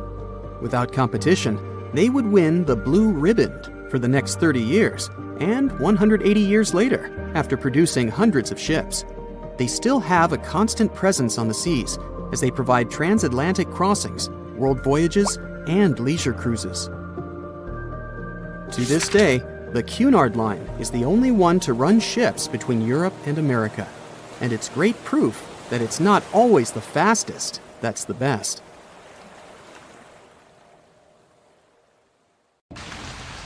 No matter what happens, don't stop!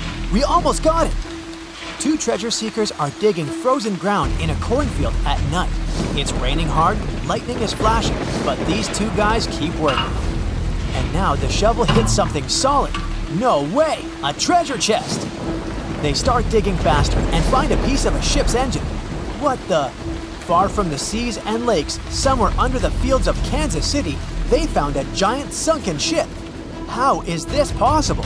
Now you'll see. Some people spend their lives searching for shipwrecks with treasures underground. One of them is explorer David Hawley. He's been looking for such ships far from the seas, rivers, and oceans for many years. He does this because he likes the feeling of adventure. The holds of these ships may contain chests of gold, antiques, and artifacts. And you can get a lot of money for them. David says you don't have to go into the ocean to find a sunken ship. They may be lying in your backyard. But why do ships end up buried underground among fields, farms, and plains? Let's find out using the example of steamboat Great White Arabia. According to old records, the newspaper clippings, this ship had been carrying about 200 tons of treasure before it sank in 1856. Many rumors and local legends said the ship was lying underground, a few miles northeast of Kansas City. It was there because people deliberately altered the riverbed and channels of the Missouri River in the second half of the 19th century. They artificially brought the shores closer to each other. They narrowed the river to increase the flow's speed, so boats could sail much faster. In the 19th century, steamboats were the most popular means of transporting passengers and goods. Before railroads, they extended the western border across the Mississippi and Missouri rivers and brought supplies to people. That's why it was so important to increase the speed of their movement. So, on September 5, 1856, Arabia was sailing along such an estuary. It came across a snag sticking out of the water. A piece of log quickly flooded the ship. Fortunately, all passengers were evacuated. But the steamer and its precious cargo reached the silt bottom of the Missouri River in a few minutes. Several years had passed. Everyone forgot about the vessel. During this time, the course of the Missouri River had changed. But Arabia remained under the wet, muddy bottom. The soil level above it was getting higher, and the ground was losing moisture. Eventually, many decades later, a cornfield formed above the sunken ship. In the 1980s, one farmer owned this area, and he had no idea what was hidden in his territory. David Hawley carefully studied the history of the sunken ships of the USA. He knew that hundreds of steamers had gone underwater all over Missouri, but most of all, he was interested in Arabia. as there were rumors that it was filled with gold and other valuable things. The territory of cornfields in Kansas was vast, but David Hawley knew how to search properly. In 1987, he started working. First, together with his brother and father, they collected all the clippings from old newspapers they could find. They were looking not only for information about the steamer, but also for maps of the Missouri River. They tracked its historical changes, checked the dates, and identified a large area where the steamer sank. Next, they used electromagnetic testing and other geological stuff to study the soil and find the right place. They searched for differences in ground moisture and density. Then, they went through the territory with powerful metal detectors. And so, by the fall of 1988, they had determined the location of the steamer. Arabia was the size of a football field. This gigantic vessel lay 45 feet underground, 4 stories down. But before they started excavating, they had to ask the owner of the cornfield for permission. For the farmer, this news was a big surprise. He agreed, on the condition that the excavations would be completed by spring so that he could sow a new crop. Digging a giant ship in winter is much more difficult and expensive than at other times. It includes additional equipment, electricity, and heating costs. The team worked day and night. They financed the excavations out of their own pocket. Each invested more than $10,000 and took out a bank loan. Finally, they noticed the first details of the ship. The shovels hit the huge engine boilers and the deck. The goal had been achieved. Most of the cargo lying inside the sunken ships is covered with rust, shells, mud, and is badly damaged. The contents of Arabia were in excellent condition, considering that the ship had sunk 130 years prior. Unfortunately, they didn't find the chests of gold. Still, they got several tons of other valuable cargo, household items of people who lived in the middle of the 19th century. It was a time capsule. The ship was carrying supplies for hundreds and thousands of people, and all these things were perfectly preserved. For example, they could clearly see the brand stamp Goodyear Rubber Company on one rubber shoe. The longer the excavations continued, the more things David and his team found. In the barrels, they found plates from the 19th century. They were intact and usable. Also, there were clean clothes, thousands of pairs of shoes, harpoons, frying pans, and umbrellas. The ship was carrying cargo to supply about 16 small towns. Yes, it's not gold, but such artifacts are also precious. The contents of the ship could be worth millions. However, the crew wasn't going to sell these things. They made a museum on the site of a former fruit market in Kansas City. If you go there, you will immediately feel like you're in a department store of the 19th century. There are thousands of items in good condition. Even the matches here are dry enough to light up. It took David many years to present the entire collection from the steamship. He values each of the items and doesn't want to sell them. Anyone can come here, pay for a ticket, and find themselves in the past. Who knows, maybe there's an old ship hidden in your backyard too. Geologists found an older vessel in the hot desert of Namibia in 2008. This ship sailed back in the days when pirates scared sailors on the seas, and now it's inside a dried-up lagoon. The ship sailed from Lisbon in 1533 and disappeared with the crew near a small diamond mining town. After almost 500 years, the hull had been badly damaged. Only the carcass of the ship remained, but the treasure hidden inside the vessel stayed intact. They carefully studied the boat for a long time, trying not to ruin anything. And then, 5 days later, they found a big old chest in the hold. Carefully opening it, they found gold coins there. Thus, the cost of the ship was estimated at about $10 million. The exact cause of the shipwreck is unknown, but experts believe the ship was destroyed by heavy cargo and bad weather. It went to the bottom of a lagoon that later became a desert. Some find an airplane in their backyard, others discover a ship, and one man found a passage to an ancient secret city in his house. This happened in Turkey in 1963. The owners of the building decided to make repairs. He went to his basement and knocked down the wall to turn this place into a living room. And so, behind one wall, he found a tunnel leading underground. The man thought it was some kind of a secret chamber. He went down there and realized it was something much more than that. It was an ancient city 18 floors deep. People built it in the years 780 to 1180 as a refuge from weather disasters and the invasion of enemies. This place also includes many underground tunnels that stretch for several miles in different directions. People could get to the town from different points using secret passages leading to these roads. The city can accommodate about 20,000 residents, livestock, and tons of food supplies. Archaeologists have also found a chapel, schools, stables, and public kitchens there.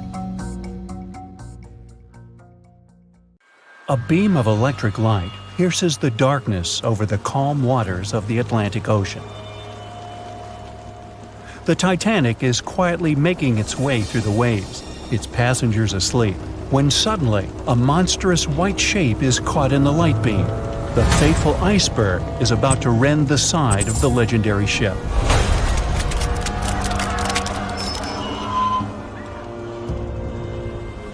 April 14, 1912, only 2 days before someone will take a photo of a giant iceberg with a pretty unusual elliptical shape. It turns out that this iceberg most likely formed out of snow that fell 100,000 years ago. Researchers used computer modeling to figure out its origin. They used data from 1912 and added some new information about winds and ocean currents. They concluded that the iceberg was probably a part of a small cluster of glaciers in southwest Greenland. These days, it's possible to calculate the routes of such icebergs in any given year in the past. So the infamous chunk of ice was on its way from Greenland to an area further south from Cornwall. If the ship had passed through that region only 2 days later, the iceberg would have moved far away from the point where they met. At first, the weight of the most well-known iceberg in the world was 75 million tons. With time, it started to slowly melt away. And when it sank the Titanic, its weight was only 1.5 million tons. By the time of the collision, it had probably been melting for months, but it was still a true monster. When the Titanic sank, the iceberg was 400 feet long, and more than 100 feet of its surface was above the water. Some people believe it was a supermoon that caused the Titanic to sink. That night, there was a rare lunar event. It hadn't happened for 1,400 years. In normal conditions, the iceberg wouldn't have traveled so far south without melting and losing the largest part of its mass. But the supermoon could have been the reason for an unusually high tide that pulled the iceberg away from the glacier way faster than usual. There's a specific type of bacteria that slowly consumes the remains of the Titanic.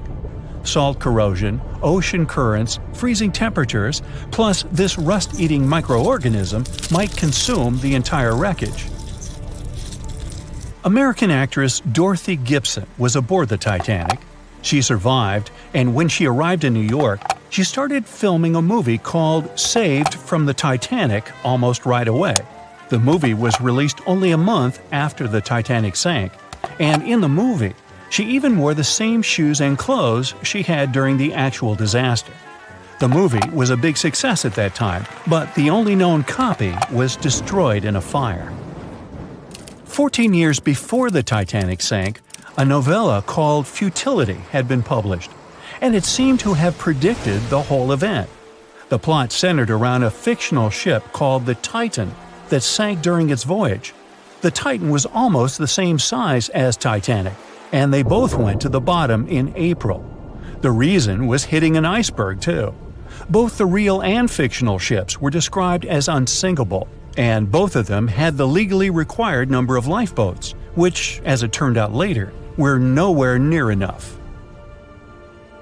We've seen it in the movie, but there were some real-life love stories happening on the Titanic, too. 13 couples even took a trip on the Titanic as part of their honeymoon. One of the couples owned Macy's department store in New York.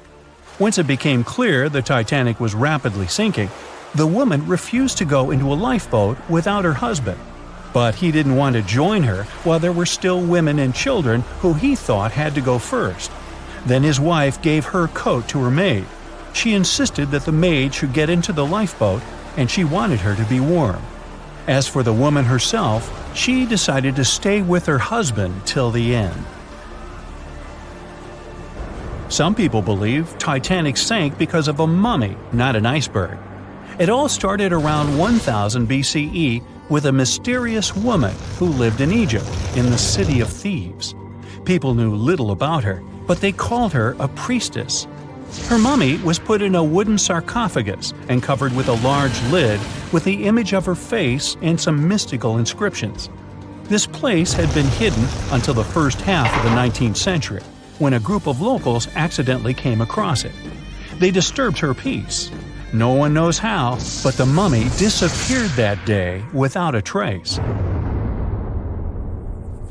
A couple of decades later, a group of rich friends from England traveled to Egypt and found the empty mummy casket with the image of the priestess, whose dark eyes seemed to be looking into the void. They decided to buy it, but the buyer disappeared the same night before he even got the case. All members of the group had some accidents. The casket changed its location a couple of times until it, as some believe, ended up on the Titanic. It took more than 70 years for a robot submarine to find the ruins of this legendary ship. The wreck lies nearly 13,000 feet under the surface of the Atlantic Ocean, split into two halves. Why did the liner break apart? No one knows exactly. Some think it happened because of the water that got inside when the ship collided with the iceberg. The pressure was so powerful it separated two parts of the vessel, starting with the ship's bottom structure. Others say it was because of the hull rivets. They had a high concentration of slag or smelting residue, and that's something that can cause the metal to split apart. The ship generally had many flaws, starting with the design. The watertight bulkheads weren't completely sealed on top. This allowed the water to flow between the compartments and, in the end, sink the vessel. The iron of the ship's rivets and steel of the hull ended up ruined because of high sulfur content, cold temperatures, and high speeds. The steel shattered and the rivets popped out quite easily. Because of this, Titanic sank 24 times faster than it would have otherwise. If the ship had hit the iceberg head-on instead of ramming it with its side, it would have probably stayed afloat. How come the crew members didn't have binoculars? It would have surely helped them spot the iceberg on time and maybe even avoid the disaster. But the binoculars on the Titanic were locked in a storage cabinet. Only one crew member had the key, and he had been transferred off the ship right before it set sail. He later said he hadn't remembered to hand over the key. But even without the binoculars, the ship might have had some time to change course and avoid the collision if the crew had gotten some warning. But that's the thing, someone did warn them. About an hour before the incident, a ship that was relatively close to Titanic, the SS Californian, sent a message to inform them it had stopped because of dense ice field. But the warning never got to the Titanic's captain. Some experts say it was because the radio operator didn't think it was that urgent. And later, the SS Californian said they didn't get a call for help from the Titanic because their radio operator was off duty. Some say the crew on the Titanic couldn't spot the iceberg on time because of an optical illusion. Atmospheric conditions that night probably caused super refraction, which could have camouflaged the berg. After all, no one actually saw the iceberg until it was too close to the ship to somehow avoid the crash. Not even a whole minute passed between the moment they saw the iceberg and the collision. It was only 37 seconds, and it took Titanic 2 hours and 40 minutes to disappear below the ocean's waves. They were on their way to the New World when a rendezvous with an iceberg crushed all of their dreams and hopes. There was panic and tears and heartbreaking goodbyes, like that of Jack and Rose. Or was there? Let's see how well you know the real story of Titanic. The love story of Jack Dawson and Rose DeWitt Bukater was inspired by true events. What do you say? Is it a myth or a fact?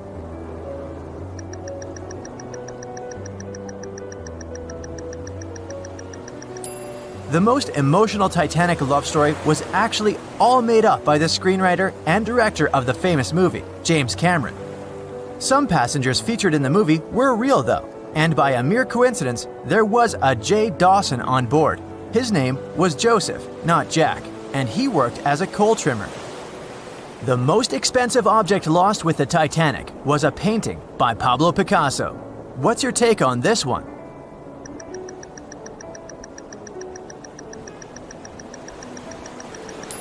It's a myth, another one given to us by the famous movie. The most valuable item that went down with the Titanic was probably a Mary Joseph Blondell painting, created in 1814. Some other valuable items were a violin that belonged to Wallace Hartley, the musician who insisted that they had to play till the very last moment. There was also a 1912 Renault Type CB Coupe de Ville that would now cost millions of dollars, a handwritten manuscript by Joseph Conrad, first edition essays by Francis Bacon, 5 Steinway grand pianos, and, of course, some fine china plates and cups, and first-class passengers' jewelry. The Titanic was the largest and the most luxurious passenger ship of its time. Does it sound real to you?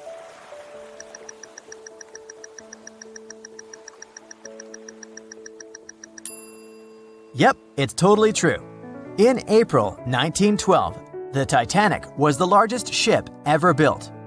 It was 882 feet long and had a maximum passenger capacity of 2,435 people. That's not a lot compared to the largest cruise ship of today, the Symphony of the Seas. It's just a bit longer than the Titanic, but has more than double the passenger numbers. And yes, no other cruise liner has probably beaten the Titanic in terms of luxury to this day. It costs more than $200 million to build in today's money. The tickets were also quite expensive. Duh! First-class tickets ranged in price from $1,700 in today's money for a berth up to $50,000 for one of the 2 parlor suites. Second-class tickets were $700. Third-class passengers had to pay between $170 to $460.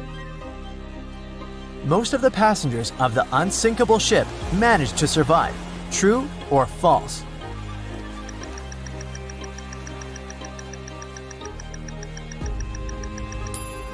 Sadly, it's false.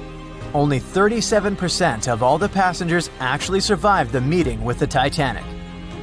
Around 61% of the first-class passengers, 42% of the second-class passengers, and 24% of the third-class passengers made it out alive. The Titanic was passing through the Bermuda Triangle when things went wrong, and that's probably why it sunk. What do you say, myth or reality?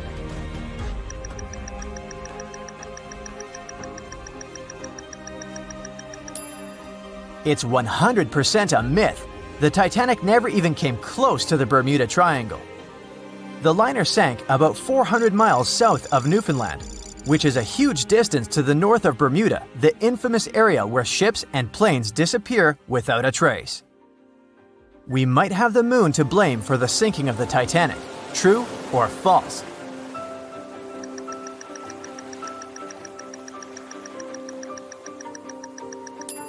This one is true. The moon heavily affects the tides on Earth. The closer the moon is to the Earth, the stronger the tides are because of the increasing gravity of our satellite. Back in 1912, the moon was so close it made several glaciers in Greenland break apart. Massive chunks of ice that broke off from the glaciers started floating south. The supermoon event came just 6 minutes after a spring tide, the alignment of the moon, the sun, and the Earth that makes their combined gravity reach its peak twice a month. And the day before, our planet had come the closest to the sun that year, which made the gravity even stronger. This mixture of events created perfect conditions for one of the most powerful tides in history. Icebergs breaking off from Greenland's glaciers drift off to the coastal waters of Labrador and Newfoundland, where they often run aground.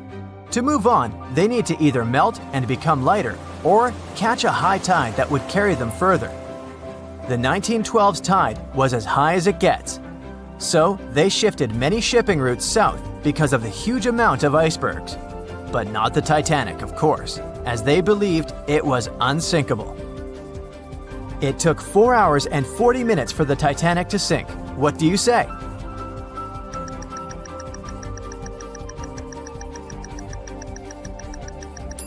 It's false, and if you're a Titanic expert, you definitely know it was actually 2 hours and 40 minutes. And this was slow enough, given the damage caused by the iceberg. It didn't sink faster, thanks to the ship's construction. There were 16 watertight compartments in the lower part of the ship. They worked as a lifeline. When the iceberg crashed into the hull, it broke into 6 boxes. The Titanic could have stayed afloat only if 4 compartments had been damaged. Water filled the first 6 compartments within 1 hour. During this time, the ship tilted slightly to the right side. Then, water began to flood the 7th box when all 6 boxes were filled. And from that moment, the sinking rate was growing with every second. The ship's bow sank under the water, and then the stern filled up. One of the leading reasons for the Titanic tragedy was signal rockets. True or false? What's your take on it?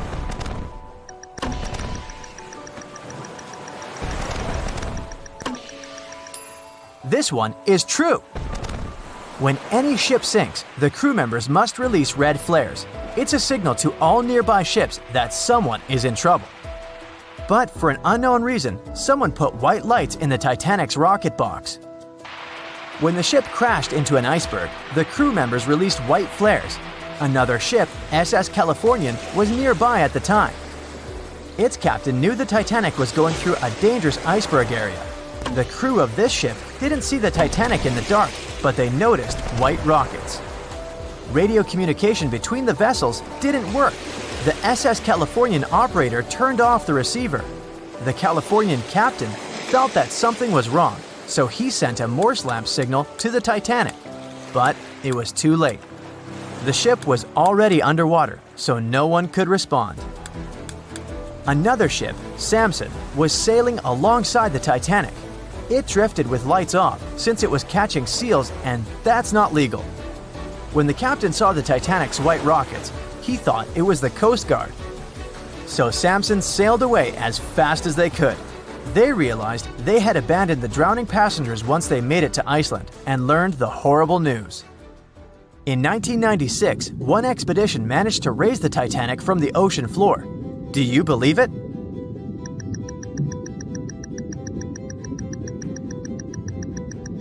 If you don't, you're right. There were different ideas on how to raise the Titanic, from doing it with compressed air to putting it in wire mesh and covering it with liquid nitrogen, or using giant magnets. The only real attempt to raise the Titanic was made in 1996, and it failed dramatically. The expedition's goal was to lift a part of its hull, weighing about 21 tons. It would still have been the largest piece to see the sunlight again, if the operation had succeeded, that is. They lowered 4 large bags filled with diesel fuel to the bottom of the ocean and attached them to the hull plate. Then, the fuel bags were released and they started lifting the pieces on their own. The plate was about 200 feet below the surface when the weather got rough. The expedition members decided to tow the part to calmer waters around 80 miles away. Long before they reached the towing destination, half of the plate broke off and sank to the bottom again. 2 of the lifting bags seemed to have broken loose, and the hull went down. The Titanic will most likely crumble to dust halfway up if someone tries lifting it again. So, how many correct answers do you have? Let me know in the comments below. On April 10, 1912, crowds gathered at Southampton Beach to wave off what was, at the time, the world's largest and most prestigious ship, the RMS Titanic. The cost of the most expensive first-class parlor ticket was $4,350. That's around $70,000 in today's money. But barely 5 days after steaming away, the ship was swallowed by the Atlantic Ocean. So let's rewind and go back to what actually happened on that fateful night. The captain wanted to set a speed record for the ship's maiden voyage and arrive early. The ship was deemed unsinkable, so he went full throttle into the dark Arctic waters. After spotting the 100-foot iceberg, the crew desperately tried to steer the vessel away and avoid the collision, But the Titanic was traveling too fast, and the iceberg tore down the side of the ship, creating a huge opening in the hull. It wasn't a continuous rip, and damage was caused in several places. In total, the damage spanned along an area of around 300 feet. But the ship's designers had prepared for the prospect of a collision and added watertight compartments down each side of the ship to act as a buffer zone. 4 of these compartments could be breached, and the ship would still stay afloat. But because the iceberg tore down the side of the Titanic, it ripped holes in 6 compartments. The compartments didn't extend up the total height of all decks and weren't actually sealed at the top. This is why, when more than 4 were flooded, water reached over the top of the bulkheads and filled the remaining compartments, causing the ship to sink into the ocean. Think of it as water spilling over an ice cube tray. But what if the collision was head-on? Would it still have sunk? Ships are designed with potential crashes in mind, and most vessels have collision bulkheads in the bow. Most of all, it's like your car's bumper or crumple zone. It's a safety feature that can withstand a direct hit. The bow could have taken some of the impact, and some experts have suggested that if it hit head-on, only 2 to 4 of the watertight compartments would have been flooded. So, in theory, the Titanic might not have sunk, and it might have even been able to continue sailing to its final destination at a much slower speed. The force of impact would likely have been huge, though. But although passengers would have been injured by the force, they'd have been able to stay on the ship to wait to be rescued by other ships, rather than being forced into the icy waters of the Atlantic. Still, one of the Titanic's designers, Edward Wilding, suggested that the force of the impact might not have actually been that big. He told the British Inquiry that lots of people scarcely felt the collision, and he believed the ship would not have sunk if it did hit the iceberg head-on. The ship was also designed with remotely operated watertight doors between all compartments, so any floods could have been quickly sorted out. Because Titanic had 6 breaches from the side collision, and because it happened so quickly, sealing the doors wouldn't have made a difference, as it was essentially impossible to save it by that point. The ship immediately began to flood, with water pouring in at a rate of roughly 7 tons per second, 15 times faster than it could be pumped out. So, while it sounds like the Titanic would have survived had the ship hit the iceberg head-on, this idea does come with some issues. First off, the collision bulkheads were designed to survive a crash with another ship, not a giant iceberg.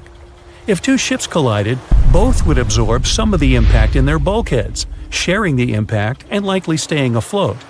But an iceberg is stationary, meaning that Titanic would absorb most of the energy from the collision. If Titanic hit head first, because of the speed it was traveling, the impact would have likely traveled down the whole body of the ship. Just imagine a 46,000-ton ship traveling at around 20 knots. At some point, it hits an iceberg that weighs what could be over 100,000 tons. This collision would likely create a powerful force causing massive damage to the vessel. It is likely that seams would split, staircases would come tumbling down, and rivets would burst open across the ship. All that would have potentially flooded even more compartments. This could have caused Titanic to sink in a matter of minutes rather than hours. But that's just the tip of the iceberg. As we all know, the biggest part of it is hidden underwater. So if Titanic had been traveling head-on, it's likely it would have hit the part of the iceberg below the water first, which would send it veering off course. Hitting an iceberg is not like hitting a brick wall. In this case, the ice under the water would have torn open the bottom of the ship and caused damage to the sides. Icebergs also aren't flat, solid objects. If a flat collision happened, the ship might have stayed afloat, but icebergs come in many shapes and sizes, from domes to wedges. Studies have also been done on the steel used to produce Titanic, and the tests show the metal was about 10 times more brittle than the steel we use today. The ship was built before we understood the effects of low temperature on steel. The old steel used to make the vessel would not bend when faced with freezing temperatures, but break. Recovered pieces of Titanic's hull plates show that the hull just shattered on impact. Hitting head-on would also cause a very severe and abrupt stop, so even if the ship hadn't sunk, there would still have been major issues. Think about when you suddenly hit the brakes on your car, or when the bus stops while you're walking down the aisle and you get flung forward. Passengers would have been thrown across the ship, and because the crash happened at night, most people were sleeping, so wouldn't be able to effectively prepare for any sort of impact. This would result in injuries for most people on board. It would be especially bad for those at the front of the ship, where the accommodation for the off-duty firefighters, greasers, and engineers was. But while passengers and off-duty crew may have been thrown out of bed, there would be a lot more survivors than in the original scenario. Many ships have had head-on collisions and made it back to shore. Not many people know that Titanic actually had two sister ships. The White Star Line, the company that built Titanic, also built vessels called Britannic and Olympic. Captained by Edward J. Smith, who would later helm Titanic, the Olympic set off on its maiden voyage in June 1911. But much like Ford's sister ship, disaster was just around the corner. On its fifth commercial voyage, Olympic collided with a Royal Navy ship, HMS Hawke. While the Olympic received damage to its side, Hawke crashed into the other vessel head-on. The bow of the Hawke was completely crushed by the collision, but because the ship had watertight compartments, it managed to survive the impact and later returned to shore for repair. Another study case is the SS Andrea Doria, which was an Italian ocean liner that made global headlines in 1956. Like the Titanic, the Andrea Doria was heading for New York City on its 101st voyage when disaster struck. On July 25th, the vessel collided with the 524-foot Swedish passenger liner Stockholm. The Stockholm hit the ship head-on, but the point of impact for the Andrea Doria was on its side. The front of the Stockholm was completely smashed, but because the impact was on its hull, it managed to survive. The Andrea Doria, however, sadly sank due to the collision being on the side of the ship. So these cases could suggest that maybe the Titanic would have survived had it hit the iceberg head-on. But we have to remember that the Titanic hit the thing full speed, whereas both the Olympic and the Andrea Doria were traveling slower. In the Titanic movie, you won't see any fumes above the fourth funnel of the legendary ocean liner, and it's not a mistake. Back in 1911, the year before the Dream ship's departure, large ships would mostly sail with 4 chimneys. They needed those to draw heat and fumes from their massive boilers. The Titanic was a real engineering gem that only needed 3 chimneys to function. So the fourth was added for balance and more impressive looks. The White Star Line thought the public would have been disappointed to see only 3 pipes on the greatest ship of all time. The Titanic's sister ships, the Olympic and the Britannic, also had 1 fake funnel each for the same reason. The dummy chimney wasn't completely useless and served for ventilation. It took out the fumes from the machine spaces in the lower decks and from one of the first-class general rooms. 1 big ventilation funnel, instead of several small ones, helped to declutter the upper decks and left more open space for passengers to enjoy their strolls. When Titanic went down, the funnels, each weighing 60 tons, went down with the rest of the ship. They were made extra tall to make sure the passengers weren't covered in the suit being ejected. Their height and weight let them stay in the upright position. The forward funnel, followed by the others, fell only when the ship went for the final dive. Those chimneys were much lighter than the bow, so they spread among other debris. The light material they were made of flattened once it hit the bottom, and the iron-eating bacteria living deep down took care of it later.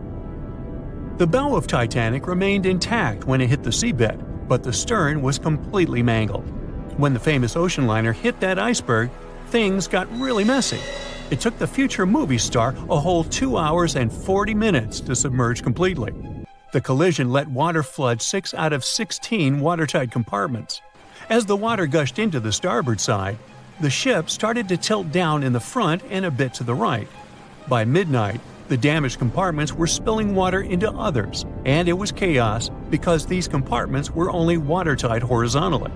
Soon enough, water started flooding through the anchor chain holes, and by 2 a.m., the bow was sinking, and the stern's propellers were lifted out of the water.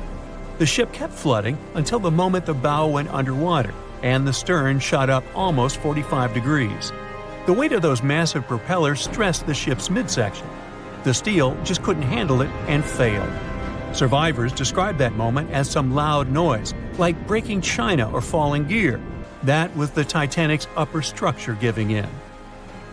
By 12 past 2 a.m., the bow and stern were only connected by the inner bottom structure. Minutes later, the bow, weighing almost 16,000 tons, broke loose from the stern. The stern rose sharply to an almost vertical position and started sinking slowly. By 2:20, it disappeared underwater. The bow was cruising down at about 13 miles per hour and had hit the ocean floor almost a half an hour before the stern. The two parts of the Titanic now lie 2,000 feet apart, pointing in different directions. The bow remained mostly intact, just covered in mud. The stern turned into a tangled wreck because of the implosions it went through during the descent. The air trapped within the structure just couldn't handle the increasing pressure of the water deep down. Signal rockets played a big part in the Titanic's tragedy. When a ship goes down, you're supposed to shoot up red flares to signal trouble. But someone decided to stock Titanic with white lights instead of the usual red ones. So when the ship smacked into that iceberg, the crew fired off white flares. The SS Californian was passing nearby, and his captain knew the Titanic was in a dangerous iceberg zone. The crew didn't spot the sinking Titanic, but they sure saw those white rockets. The radio between the ships was useless because the Californian's operator switched it off. The captain had a gut feeling something was off, so he flashed a Morse code light signal at Titanic. But he received no reply because the Titanic had already gone underwater. There was another ship, Samson, sailing alongside the Titanic. It had plenty of illegally hunted frozen seal meat from Canadian waters abroad, so it was sailing with lights off to remain unnoticed. When they saw the Titanic's white rockets, they thought it was the Coast Guard and zoomed away. Samson didn't have a radio, so they couldn't find out about the ongoing disaster. The crew got the news about Titanic only when they got to the coast of Iceland the following month. There have been many theories to explain the Titanic tragedy, and one of the recent ones says that there was a fire involved. An Irish journalist went full detective for decades, digging into the mystery, and stumbled upon a game-changer. He came across a photo album that had been hiding from the public for a century after the tragedy. In the pictures, taken at the Harland and Wolff shipyard in Belfast, Northern Ireland, just over a week before the liner sailed, you can clearly see a massive 30-foot black spot on the ship's hull. Maloney researched the photos and eyewitness testimony from the time and claimed that a fire spontaneously broke out inside of one of Titanic's enormous coal bunkers. It was raging for a whole 3 weeks and messed with the metal, critically weakening a crucial segment of the ship's hull. Back then, most ships had just one hull, so it was the only skin the Titanic had. That's why the iceberg managed to punch a hole through the ship so easily. If it hadn't been for the fire, the Titanic might have shrugged off that iceberg collision. The company operating the liner knew about the fire, but they decided to conceal that fact. They didn't want any negative stories in the press as they faced some serious competition in transatlantic voyages. The Titanic was sold out, so they stocked up on coal and made it sail. The moon might have also played a role in the sinking. Our satellite heavily affects tides on the Earth. The closer it is to our planet, the stronger the tides are because of the increasing gravity of the moon. Back in 1912, the moon was so close it made several glaciers in Greenland break apart. Massive chunks of ice that broke off from the glaciers started floating south. The supermoon event came just 6 minutes after a spring tide. During new and full moons, the alignment of the moon, the Earth, and the Sun makes their combined gravity reach its peak. And the day before, our planet had come the closest to the Sun that year, which made the gravity even stronger. This mixture of events created perfect conditions for one of the most powerful tides in history. It created the perfect conditions for the icebergs breaking off from Greenland's glaciers to move freely.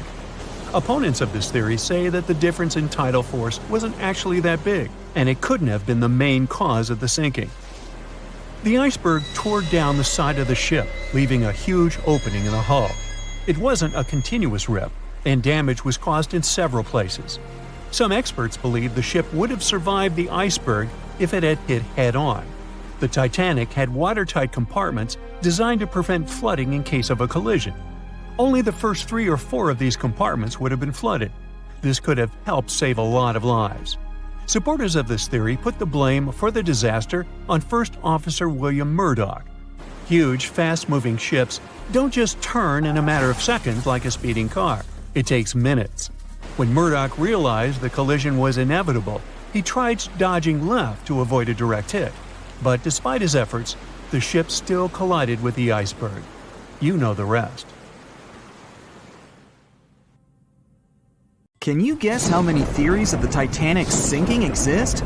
Right, loads, including a theory of my own, which I'm going to share with you today. And then you can decide which one seems most likely to you. One Piece theory. The very first version of the events was the One Piece theory. It's very simple and basically claims that the sinking happened without any breakups. 2:15 a.m., the ship collides with an iceberg. 2:18 a.m., the lights go out. The ship reaches an angle of 45 degrees and then quickly begins its final plunge into the ocean depths. 2:20 a.m., only about 3 minutes later, the RMS Titanic disappears under the surface of the ocean for good. The liner doesn't break, it just goes down as a whole piece. Of course, this can't be true. In April 1912, the Titanic was not only the largest ship in the world, but also the largest ship ever built. It's hard to believe that such a heavy vessel could have gone down without breaking. That's just impossible. Well, I mean, you can't blame the theorists. Before we found the wreckage, there were no other theories. Wait a minute, or were there? The day after the disaster, the survivors gave their interviews. They talked about what had happened, and some of them claimed that the ship had actually broken in two when it had been flooded. For example, Jack Thayer, a 17-year-old boy, outlined the sinking as he remembered it, and L.D. Skidmon drew a sketch based on his description. The picture clearly showed the ship breaking in half. But no one believed Jack or other witnesses. There was no evidence, so their claims were received with a grain of salt. But in 1985, things changed. First breakup theory. That's when Robert Ballard found the wreckage of the Titanic in the depths of the ocean. When people saw the wreckage, it became clear that Jack and the other survivors had been right. The Titanic did indeed break in two when it sank. So it's time for a new theory. 2:15 a.m. The keel breaks, the starboard list eases, and the hull continues to bow and crumble. 2:17 a.m. The galley sections break off. The towers immediately drop under their own weight. The lights go out. The stern is pulled into the air. The bow breaks off and starts sinking. The aft is barely hanging on to the starboard side of the stern section superstructure. The stern section slowly lists over to port as it begins sinking again. It rises up one last time and pivots in a semicircle as it sinks. It all sounds pretty convincing, right? But people began to find plot holes in this theory. For example, the Titanic couldn't have held together until it reached such a high angle. The breakup would have had to begin much earlier. This only meant there was still a vast field for research and speculations. So people started to come up with their own possible scenarios. How about we look first at the ones no one likes? V-break and Aaron 1912 V-break. According to the first breakup theory, the Titanic reached a high angle, and the weight of its unsupported stern caused it to crack from the top down. But it's physically impossible. So, are there any other ideas? In 2006, Roger Long, a naval architect, decided to research a so-called V theory. 2:17 a.m. The breakup begins at a shallow angle, perhaps as little as 11 degrees. The upper structure fails and starts to crack. At this moment, only its double bottom is holding the Titanic together, but it starts to bend under the strain too, failing the ship. Water is pouring through the crack. It increases the weight in between the two sections, bending the Titanic the other way and pulling it into shape somewhat resemblant to the letter V. The upper decks get mangled and bent together. The bow heads for the bottom, and the stern is the last to sink. This theory has since been disproven many times, though. Roger long believed it because the broken edges of the upper decks in the Titanic's bow section were all mangled and crushed. However, we have learned that it happened because of the so-called hydraulic downburst, the force of the water crashing into the deck as the Titanic hit the ocean floor. Another V-break theory states that the bow had risen out of the water after the break.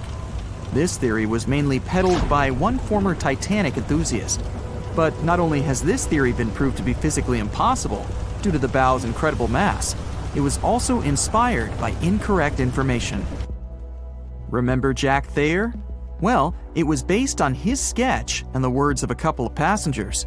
But the truth is, none of them had ever seen the Titanic break down like this. Jack himself even stated in an interview that the sketch was completely out of context to what he had actually seen.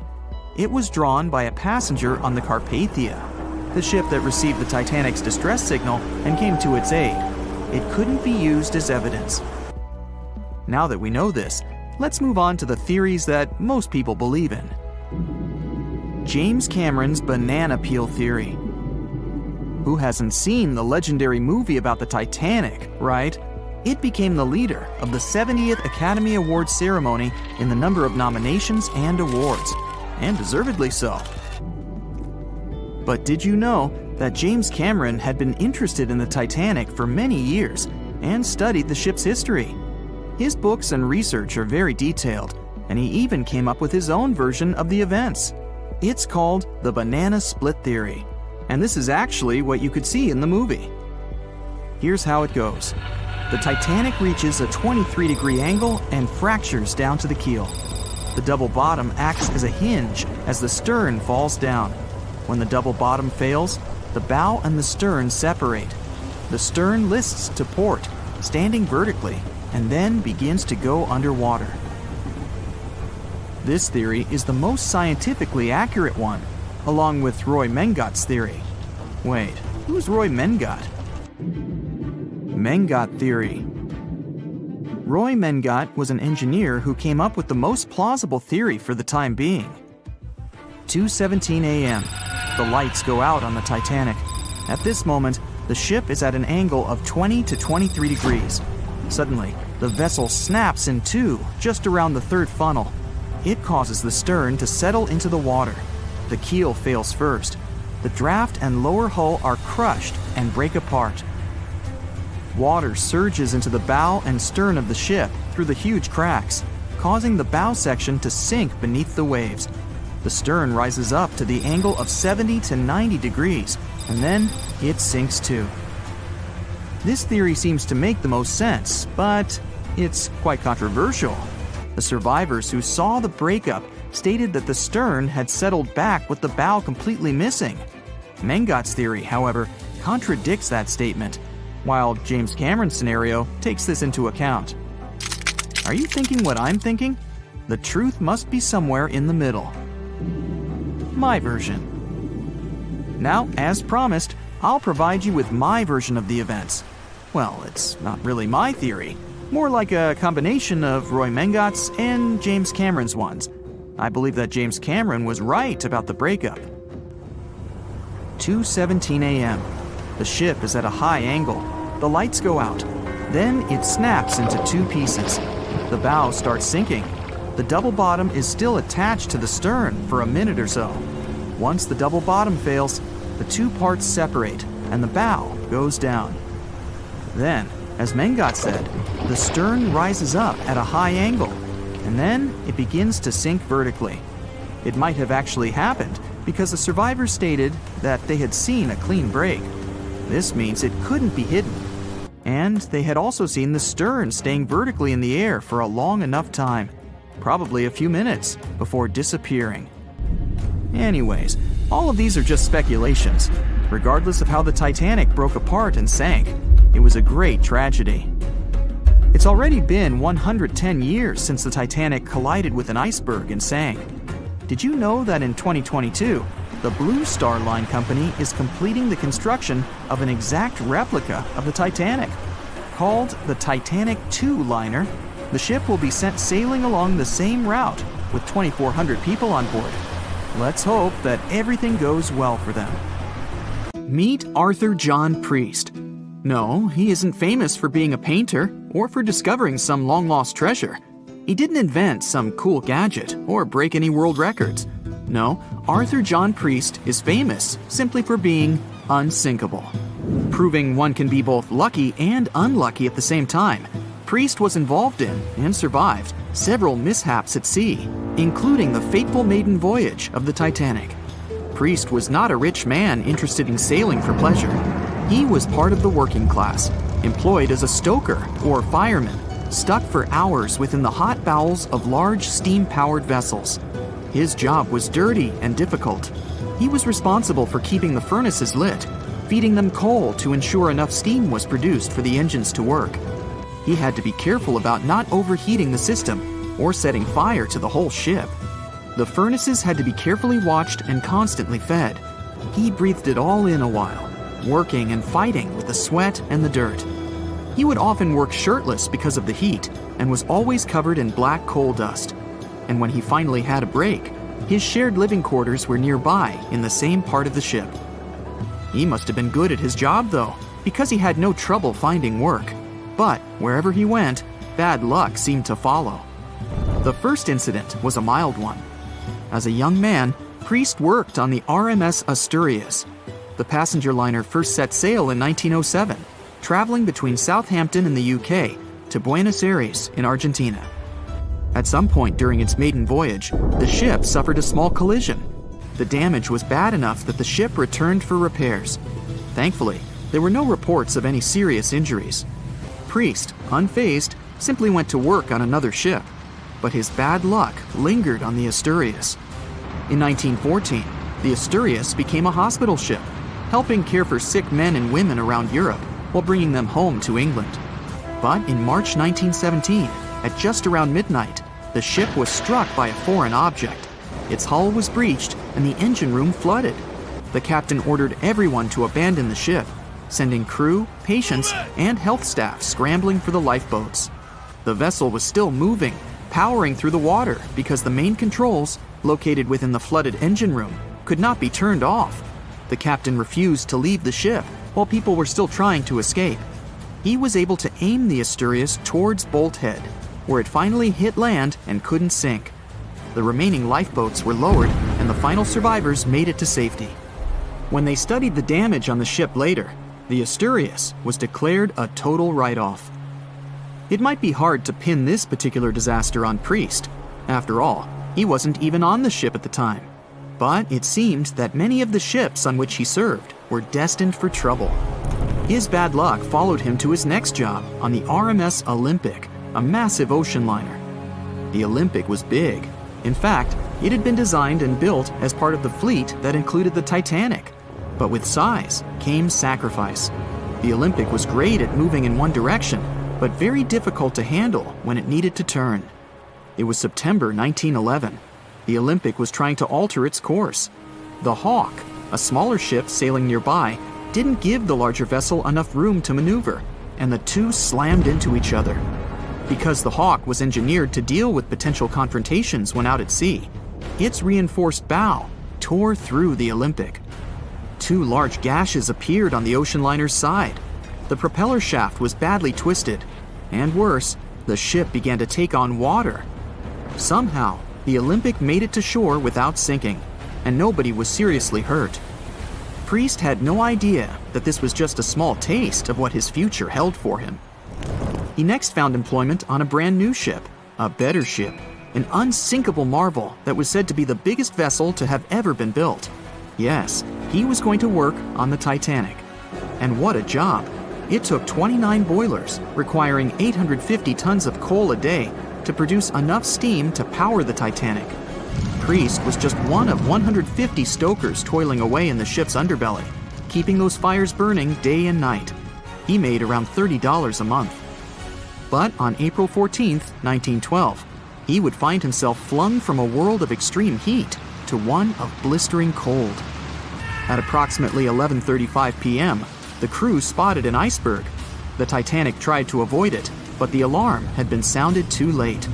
5 minutes later, the two collided. The iceberg tore through the hull, and the once watertight compartments inside were badly ruptured. As the cold Atlantic water flooded in, the ship began to sink. Distress signals were sent, but the closest ship, the Carpathia, was over 3 hours away.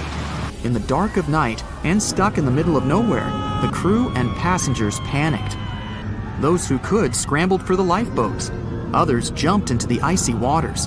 In total, only 706 survived that terrible night. Priest, at the time of the collision, was down in the ship's lower quarters. He was on break, relaxing from a hard day of work. And as the ship went down, so did his chances of survival. He and his fellow workers were in the most dangerous position on the ship. They had to make their way through a maze of corridors and gangways, some of which were flooded, in a mad dash to the deck. And then they faced the frigid water, jumping in and desperately swimming to safety. The ocean was so cold that Priest even suffered frostbite before finding his way onto a lifeboat. He was one of only 44 stokers to survive that night. After an experience like that, most of us would never set foot on a boat again. But Priest had to work. His next job also ended in disaster. He was offered employment on the HMS Alcantara. It went down in 1916, and Priest was again one of the few to make it to safety. He was badly wounded in the process. But he kept pressing his luck, and his next job as a stoker may have felt eerily familiar. He would be working on a ship built by the same people behind both the Olympic and the Titanic. And this ship, named the Britannic, was the biggest of the three. It was also believed to be a superior vessel, fitted with new safety features after the Titanic sank. For example, it had 48 open lifeboats, 46 of which were the largest ever used on a ship before. 2 of these were even motorized and equipped with special communication devices. The good news? The Britannic survived its first trip without incident. It was already doing better than the Titanic ever did. However, on November 21st, 1916, the Britannic was shaken by a loud explosion while traveling through the key channel in the Aegean Sea. The hull was damaged, and some of the compartments began to fill with water. But, unlike the Titanic, the Britannic had been designed for just such an emergency. It had been fitted with 5 watertight bulkheads. Intact, these would help keep the ship safe and floating for a much longer period of time. But there was one issue. Portholes along the lower decks had foolishly been left open. As the ship tilted, the portholes let in water, which flooded the Britannic and hastened its descent into the sea. This effectively made those watertight bulkheads useless. The ship was going down fast, much faster, in fact, than the Titanic had sunk. 35 of the lifeboats were successfully launched, saving most on board. Of the 1,066 passengers and crew, 1,036 survived. Priest, his luck intact, was one of them. And yet, he still wasn't done with a life at sea. He accepted a position as a stoker on the Donegal. It was a smaller passenger ferry that had been converted for use as a hospital boat. In April 1917, it was struck by a foreign object while fleeing an unsafe situation, and though he suffered from a head injury, Priest was again one of the survivors. It took experiencing 2 collisions and 4 sinkings before Priest was finally ready to retire. In fact, he reportedly said he only gave it up because no one wanted to sail with him. Can you blame them? He would live out the rest of his life on dry land in Southampton, England, with his wife Annie and their 3 sons. But Arthur John Priest would always be remembered as the unsinkable stoker. Staying in the water that's 70 degrees Fahrenheit for a long time definitely won't do your health any good. A water temperature of 50 degrees Fahrenheit is a nightmare. It feels much colder than the air of the same temperature. The passengers of the Titanic were in 28 degrees Fahrenheit water. Can you imagine how cold it was? Even the iceberg that the Titanic met was warmer. The water didn't freeze because of the high salt content. But what if the temperature had been higher? What if the Titanic had sunk in warm water, say 120 degrees Fahrenheit? Theoretically, this could have happened had the waters of the North Atlantic met a warm undercurrent from the southern part of the ocean on disaster day. But this heat wouldn't have been enough. The ocean area is too vast, and the temperature is too low at night. The warm undercurrent alone wouldn't have made a difference for people who were overboard. But if the Titanic had sunk in another place at one particular moment, perhaps then all people could have been saved, thanks to an incredible natural phenomenon. Now, on board everybody, our voyage to a parallel universe begins. It's a moonless night on April 14th through 15th. The Titanic crashes into an iceberg. Icy water floods the lower decks. The captain sends a distress signal. The nearest rescue ship, Carpathia, is 58 miles away from the sinking Titanic. At maximum speed, Carpathia will get there in 4 hours. That's quite long, even in warm tropical waters, since your body loses heat anyway. The Titanic begins to sink. The crew downs lifeboats. Some of the passengers jump overboard. The ship is going under the water. There are no boats left, so you jump along with other passengers. It feels as if you got inside a huge iceberg. The water is so cold that it's hard for you to move. You can't even scream because there's no air in your lungs. But at this moment, you feel a pleasant warmth coming from the depths. The heat rises above your knees and waist, then reaches your neck. Finally, you regain control of your muscles and can breathe deeply. You notice that all the other passengers feel the same warmth. The water becomes a little hot. It makes you happy. But in a moment, horror replaces your delight. The ocean begins to foam. And not because of the high temperature, but because something is rising from the ocean floor. You hear a heavy, low sound coming from the depths. It's not a sinking Titanic, but something bigger. You can see a huge iceberg nearby. It's melting, and a huge chunk is breaking off from it. 1 million bubbles appear on the surface. Then you feel something hit you in the leg. Thousands of strange lightweight rocks are rising from below. There are also massive plates among them. People use them as lifeboats. You climb on one of those rocks and look at the ship. It doesn't sink, since all the water is bubbling and pushing the vessel up. You take one of the small rocks and understand everything. It's pumice. An underwater volcano has woken up right under the ship. Thousands of tons of volcanic rock are floating to the surface. When it erupts, its magma shakes the entire space, heats the water, and destroys the seabed. But it doesn't result in anything destructive on the surface. The enormous pressure of hundreds of millions of gallons of water suppresses the volcano's power. Molten rocks of the Earth's crust are pressed against the seabed, and pumice rises to the surface. And here's why it happens. The upper part of Earth consists of many solid parts, tectonic plates. These plates collide with each other and divide. And when one part separates from another, the magma immediately comes up. So, all volcanoes are these unstable fault sites. If the Titanic had sailed over one of these areas during an eruption, many passengers would have been saved. Back in the parallel universe, you notice the Titanic starts sinking again. The water is no longer bubbling. The volcano has gone out. In a matter of seconds, the ocean turns icy again. Fortunately, you have your pumice lifeboat. This is enough to wait for rescuers. But let's imagine a situation with no underwater volcano and an iceberg. A situation when the water was warm from the very beginning. One of the engines in the motor compartment of the ship breaks down. Several pipes burst because of increased pressure, and now there's a crack in the ship's body. Water is filling the lower decks. The ship is sinking. People evacuate on lifeboats. There's less panic since the night is warm and no one is freezing. Each passenger gets a life jacket. The ship is breaking. You understand that you have to jump. The Titanic goes underwater. Many passengers fall overboard in horror. They dive into the dark ocean and immediately come to the surface. Panic and complete chaos take over. The ship disappears in the dark, and finally, it's all silent. A few minutes pass, and you notice there's no panic at all. The water is warm.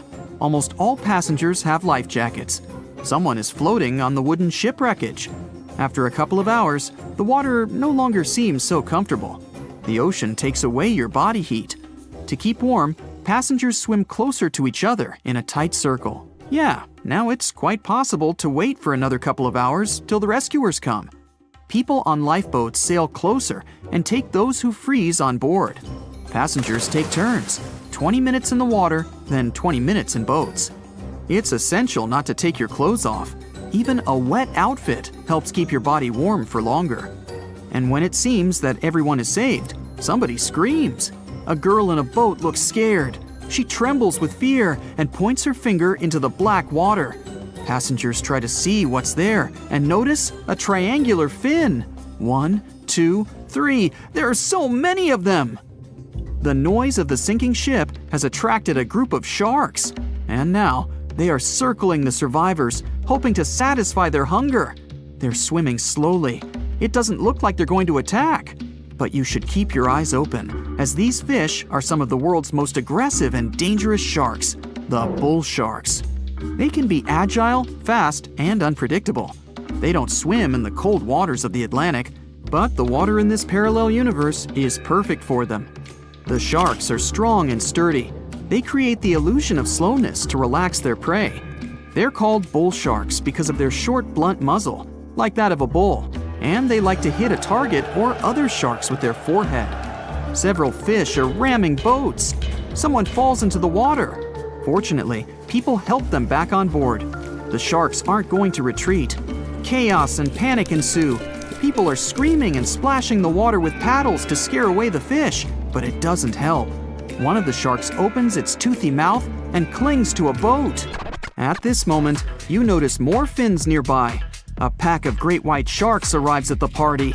They are some of the most dangerous animals on the planet. They're big, fast, and strong, and their 300 triangular teeth lined in several rows are sharp as blades. Great white sharks swim around the boats and scare away the bull sharks. You fall off the boat and see a big fin approaching you. Fear awakens the survival instinct in you. You're trying your best to swim away from the shark as far as possible. Of course, it's useless, since the shark is much faster and will definitely catch you. You feel your foot touching the shark's nose. The other foot gets into the toothy mouth. You scream in horror. After a second, the shark lets you go. Great white sharks rarely attack people. If they bite, it's just to test you. After all, the shark's favorite prey is seals. It simply loses interest if it realizes you aren't a seal. But if the shark is starving, it doesn't matter to it what kind of prey you are. Lucky for you, this one is not like that. Those survivors in the boats have almost nothing to fear either. Great white sharks don't attack them. They can push boats slightly, but only to test them. The great white shark is swimming away from you. But a bull one appears, and it looks like it's hungry. The shark is swimming towards you, opens its mouth, and a loud ship horn penetrates the water. This is the RMS Carpathia that has come to the rescue. All the sharks swim away scared. All passengers are saved. Back in our universe, another ship that had been nearby could have saved the passengers much earlier. But that's another story. You know SOS, don't you? 3 dots, 3 dashes, and 3 more dots. It's an easy enough signal to tap out in Morse code. It means save our souls or save our ship. The crew of the legendary Titanic had been desperately trying to send this signal for 2 hours the night of April 14, 1912. There were other ships not too far from the spot where the iceberg took down the mighty Titan of the sea. But the call for help seemingly disappeared before it could reach them. The passenger ship SS Mount Temple did pick up a signal and try to respond, but the Titanic never got the answer. So what was silencing the ship's cries for help? Some unknown Bermuda Triangle of the North Atlantic? Consider this. Eyewitnesses say the sky was painted with a brilliant aurora borealis that cold, fateful night. Beautiful, yes. But on that day, the northern lights may have sealed Titanic's fate for good. You see, the aurora borealis forms thanks to geomagnetic storms. Sounds complicated, but those are basically fluctuations in the Earth's magnetic sphere. And what causes those is the sun itself. The magnetic sphere is like a protective bubble that surrounds our planet. It blocks harmful solar rays, winds, and other cosmic dangers from reaching us. Without it, life on our planet wouldn't be possible. Earth would look more like Mars. You also have it to thank for compasses pointing north. Experts know the Earth's magnetosphere affects navigational equipment, or disrupts it. Which brings us back to the Titanic. Recently, a published weather researcher named Mila Zenkova proposed a theory that solar flares, which provoked a geomagnetic storm, could have played a major role in the Titanic's untimely demise. Solar flares make themselves known on Earth all the time. Some people are especially sensitive to the magnetic storms they cause. These unlucky folks can feel weakness, fatigue, headaches, and even mood swings. On usual days, the pressure is the same on both sides. The magnetosphere blocks all the bad stuff, and we're all happy. But sometimes, explosions occur on the sun. They can be massive, Earth-sized. These flares shoot out a wave of charged particles that collides with the magnetosphere at high speeds. Our protective bubble then goes on the defense. It shrinks, deforms, and pushes those particles toward the poles. Enter those brilliant lights dancing above the Titanic that night. In the north, we know it as Aurora Borealis. In the south, Aurora Australis, or the Southern Lights. When the magnetosphere pushes those solar and cosmic particles toward the poles, they collide with molecules of different gases. That's why you get the range of colors. For example, oxygen can be green or red depending on the distance, and nitrogen is blue or purple. What multiple people saw that night was exactly this phenomenon, including the second officer from the rescue ship Carpathia. He wrote it down in the logbook before getting the distress call from the Titanic. But I'm getting ahead of myself.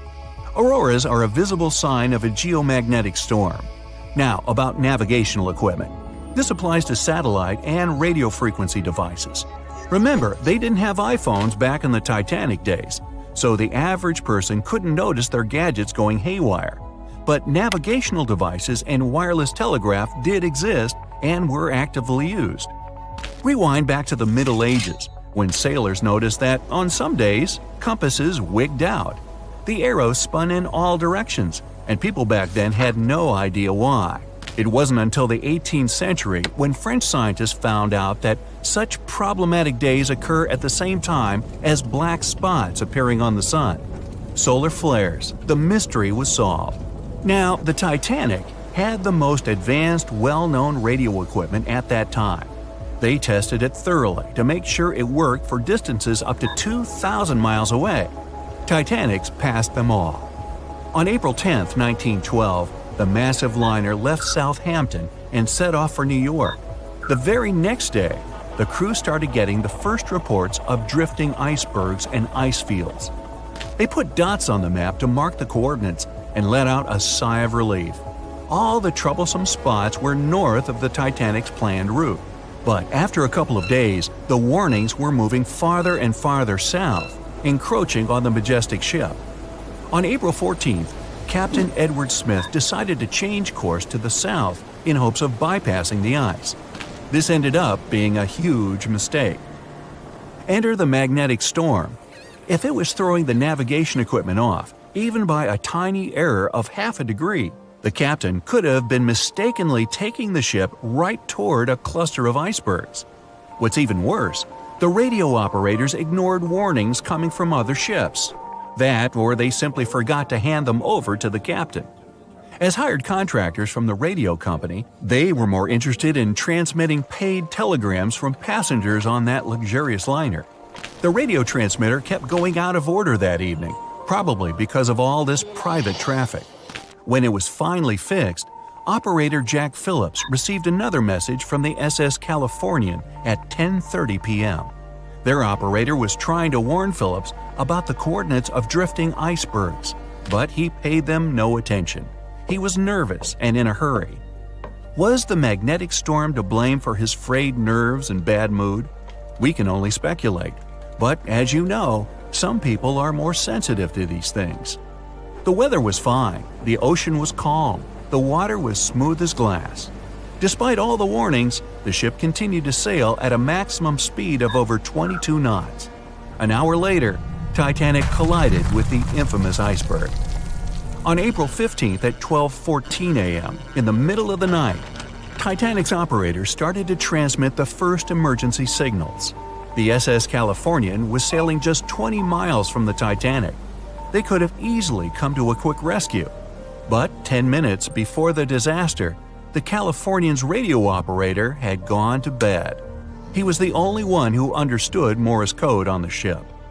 According to this new theory, the magnetic anomalies possibly blocked Titanic's messages to other ships. For example, the steamer SS La Providence didn't receive any signals from the sinking ship at all.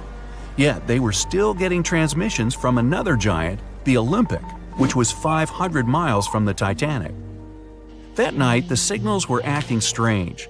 They simply got lost somewhere in space, or they were like a jumbled riddle, impossible to solve.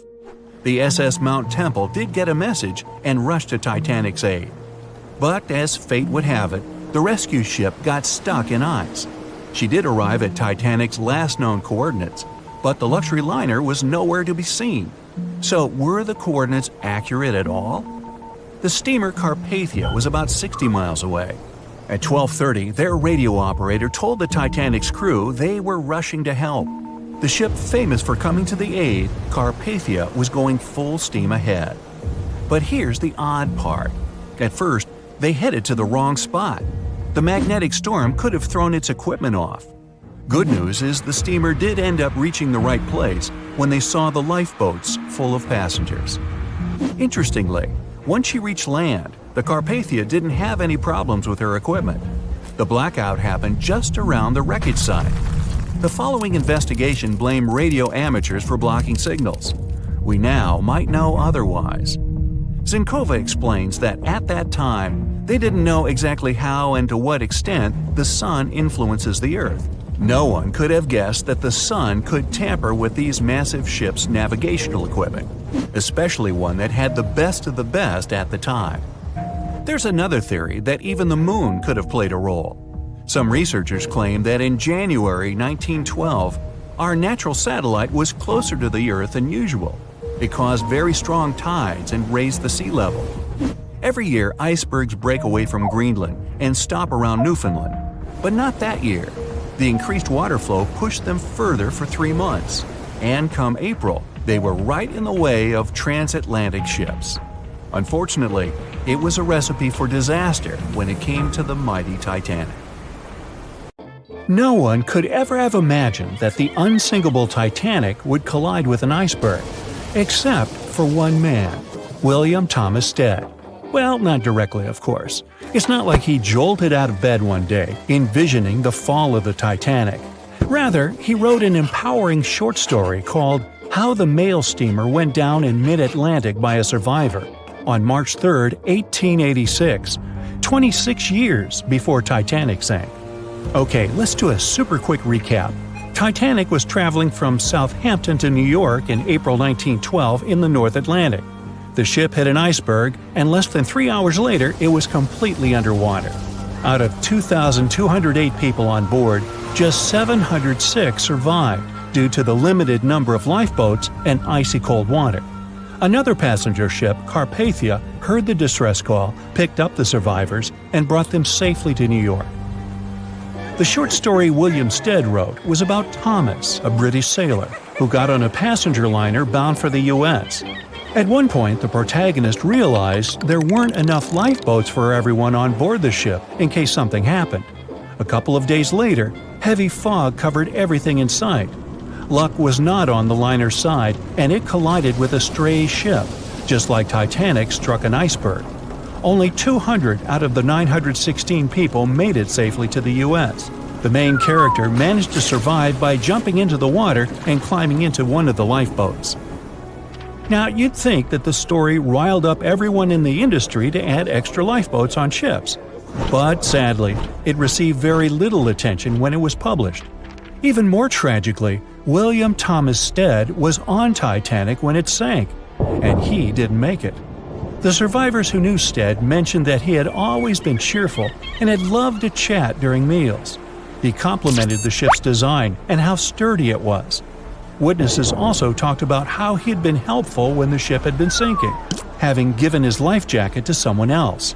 He was a journalist by profession and was on his way to New York for a ceremony.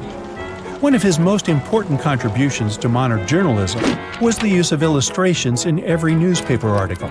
He also introduced newspaper interviews, and they're still used to this day along with illustrations. But this story wasn't the only published work that predicted the disaster. Morgan Robertson was an author and former ship captain who wrote short stories and novels. His most notable novella is The Wreck of the Titan. It's also known as Futility. The book was written in 1898, 14 years before Titanic. It was a fictional story about the Titan, an ocean liner similar to Titanic, which was crossing the North Atlantic. It's also a coincidence that Titan was just as fast as Titanic and shared many other similarities, like size and design. The book described it as unsinkable and the largest ship to hit the ocean at the time. That's what they said about Titanic, too. Another eerie similarity was the limited number of lifeboats it had. The story took place in April, and that's when Titanic set off on its journey and hit the iceberg. The Titan story also mentioned that barely anyone had survived that horrible accident. Unlike Stead's story, the protagonist of Robertson took a different path. The Titan sinking happened somewhere halfway through the book, so after the accident, the main character went on with his life. The book was brought back into the spotlight after the Titanic disaster. How could someone describe the events that took place almost a decade later so accurately? Many started to believe Robertson could see the future. But the reality was that Robertson knew his way around a ship. It was easy for him to write down the nitty-gritty of things without doing more research. Realistically, one of the biggest threats for ships at that time was hitting an iceberg or colliding with other ships. The next story sounds somewhat mysterious. Once, Alex Mackenzie heard a voice that warned him not to board Titanic. But when he turned around, there was nobody there. As he continued walking, the voice spoke to him again, but this time it was louder and more distinct. He took the warning seriously and decided to cancel the trip and go back to Glasgow, Scotland, his hometown. His grandparents weren't too happy to find him back home instead of on Titanic.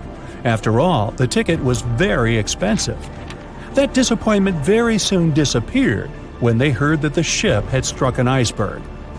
John Coffey was a member of the crew of Titanic, but he decided to ditch the ride when the ship stopped at his hometown in Queenstown, Ireland.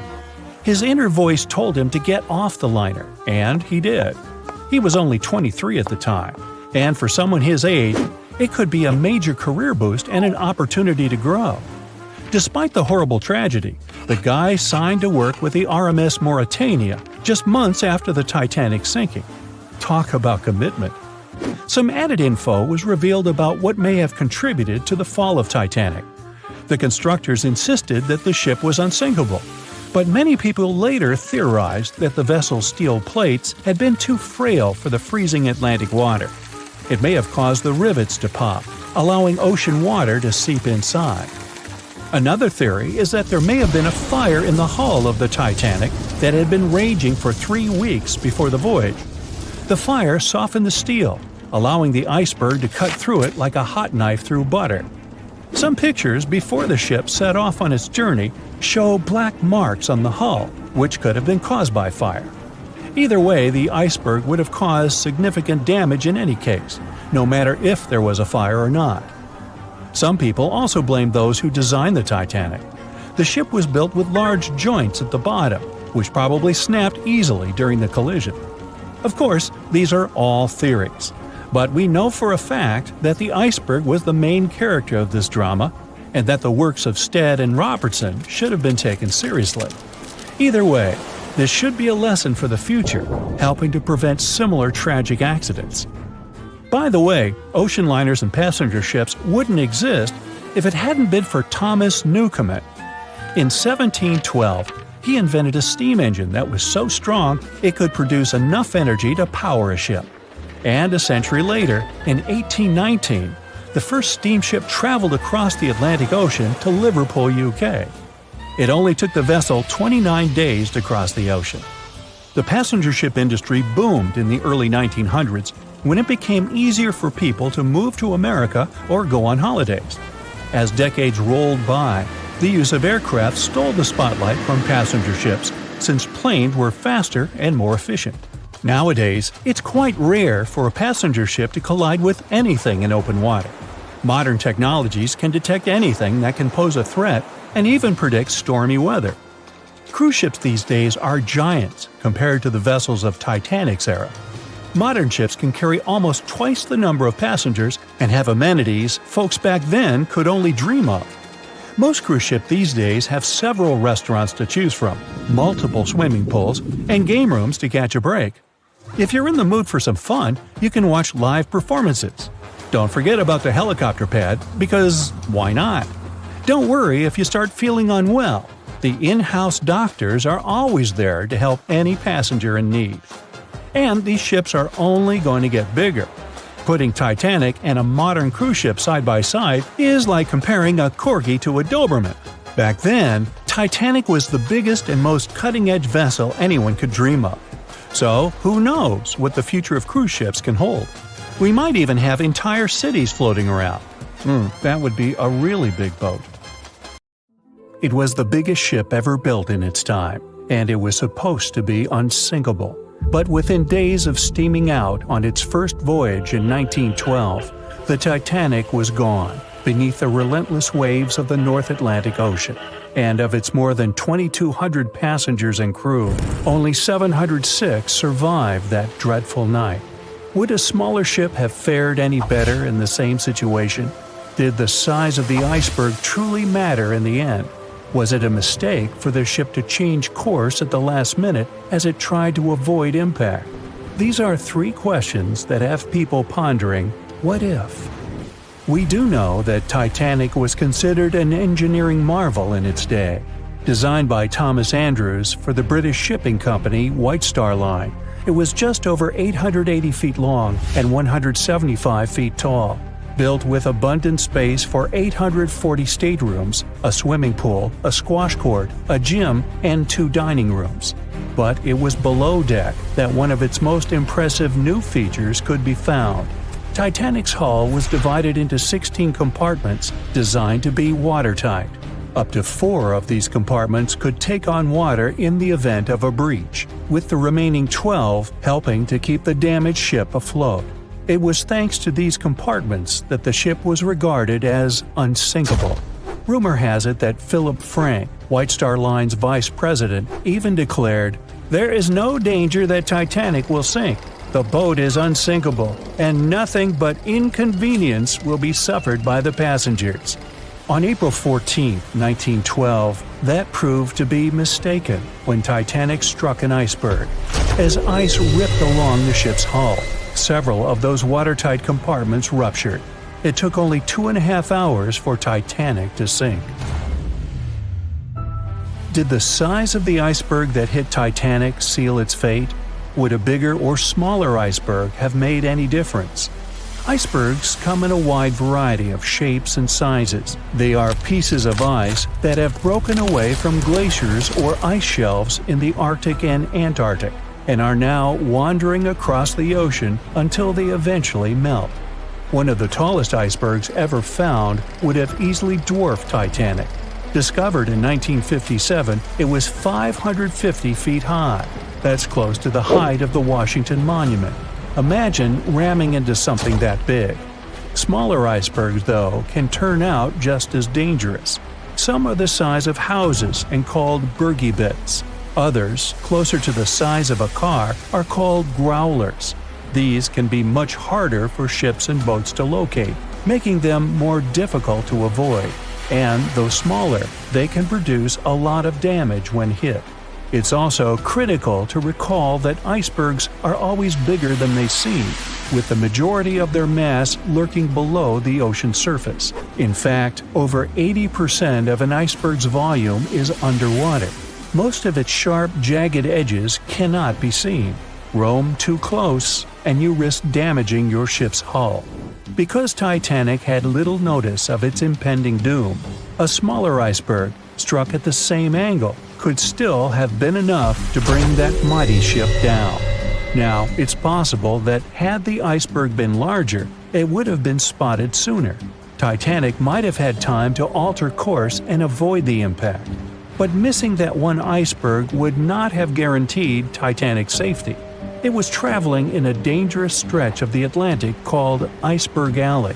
It's located 250 miles east and southeast of Newfoundland, Canada.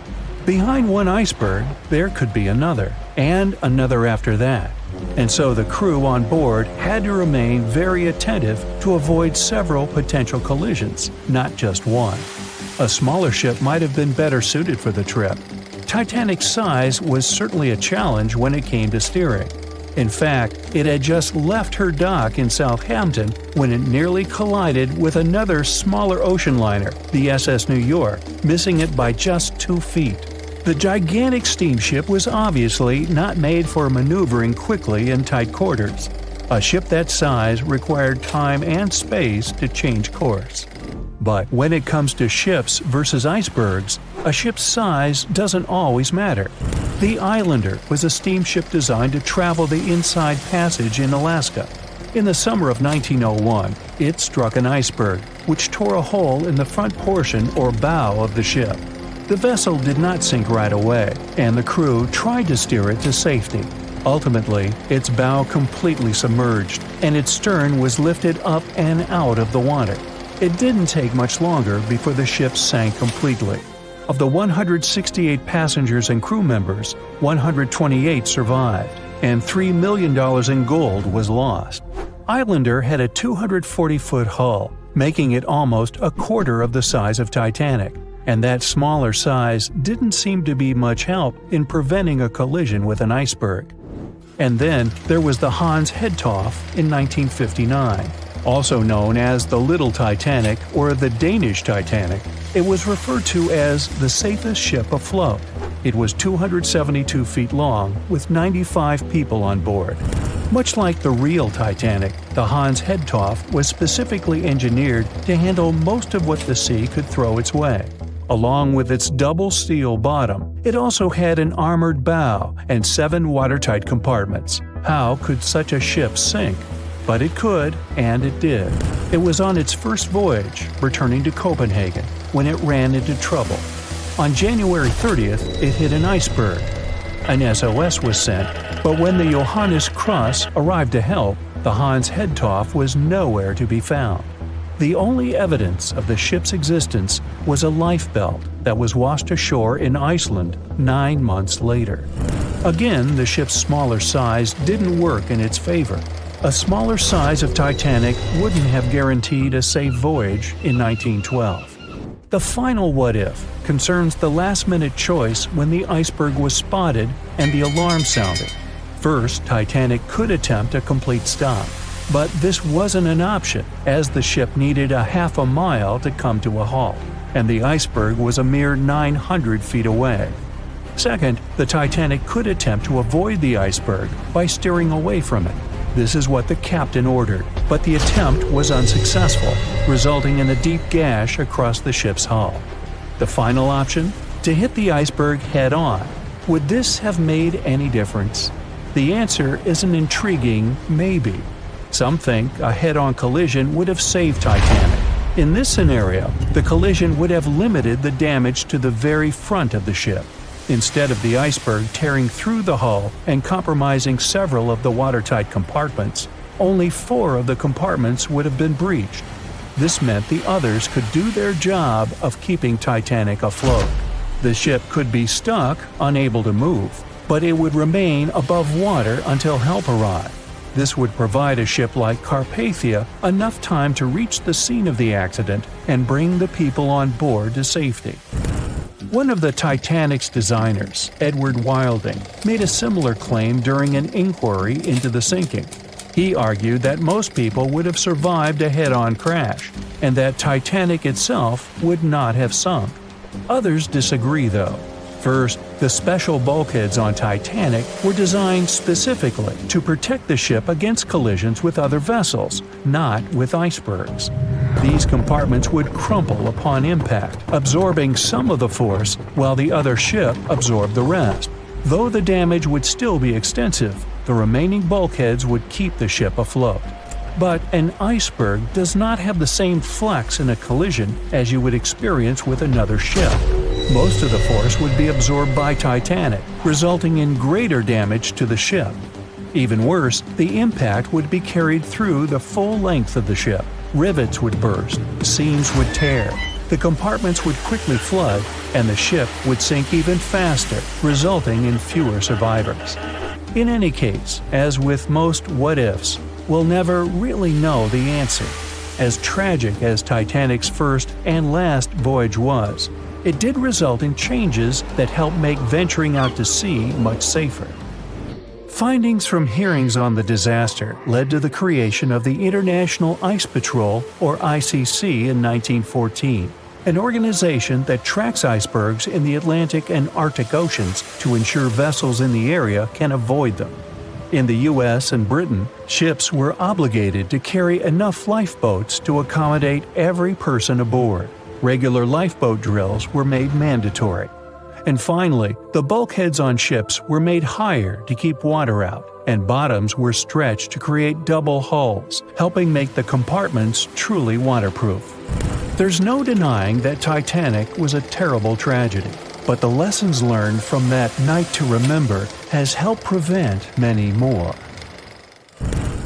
April 14, 1912. The dark night was filled with horrible sounds of a giant metal vessel breaking into two. The largest ship of that time collided with an iceberg that was on its way. The Titanic, one of the biggest stories of the 20th century that people still talk about. The starboard side of the giant vessel brushed up against the iceberg. It was 11:40 p.m. when things started going wrong. This iceberg caused enough damage for at least 5 watertight compartments in the hull to start filling with water. The crew immediately began a brief investigation to see if they could do anything and fix things.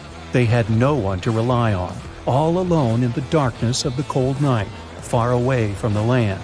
The North Atlantic Ocean, around 400 miles south of Newfoundland, Canada. They needed time to figure out how to bring people to safety.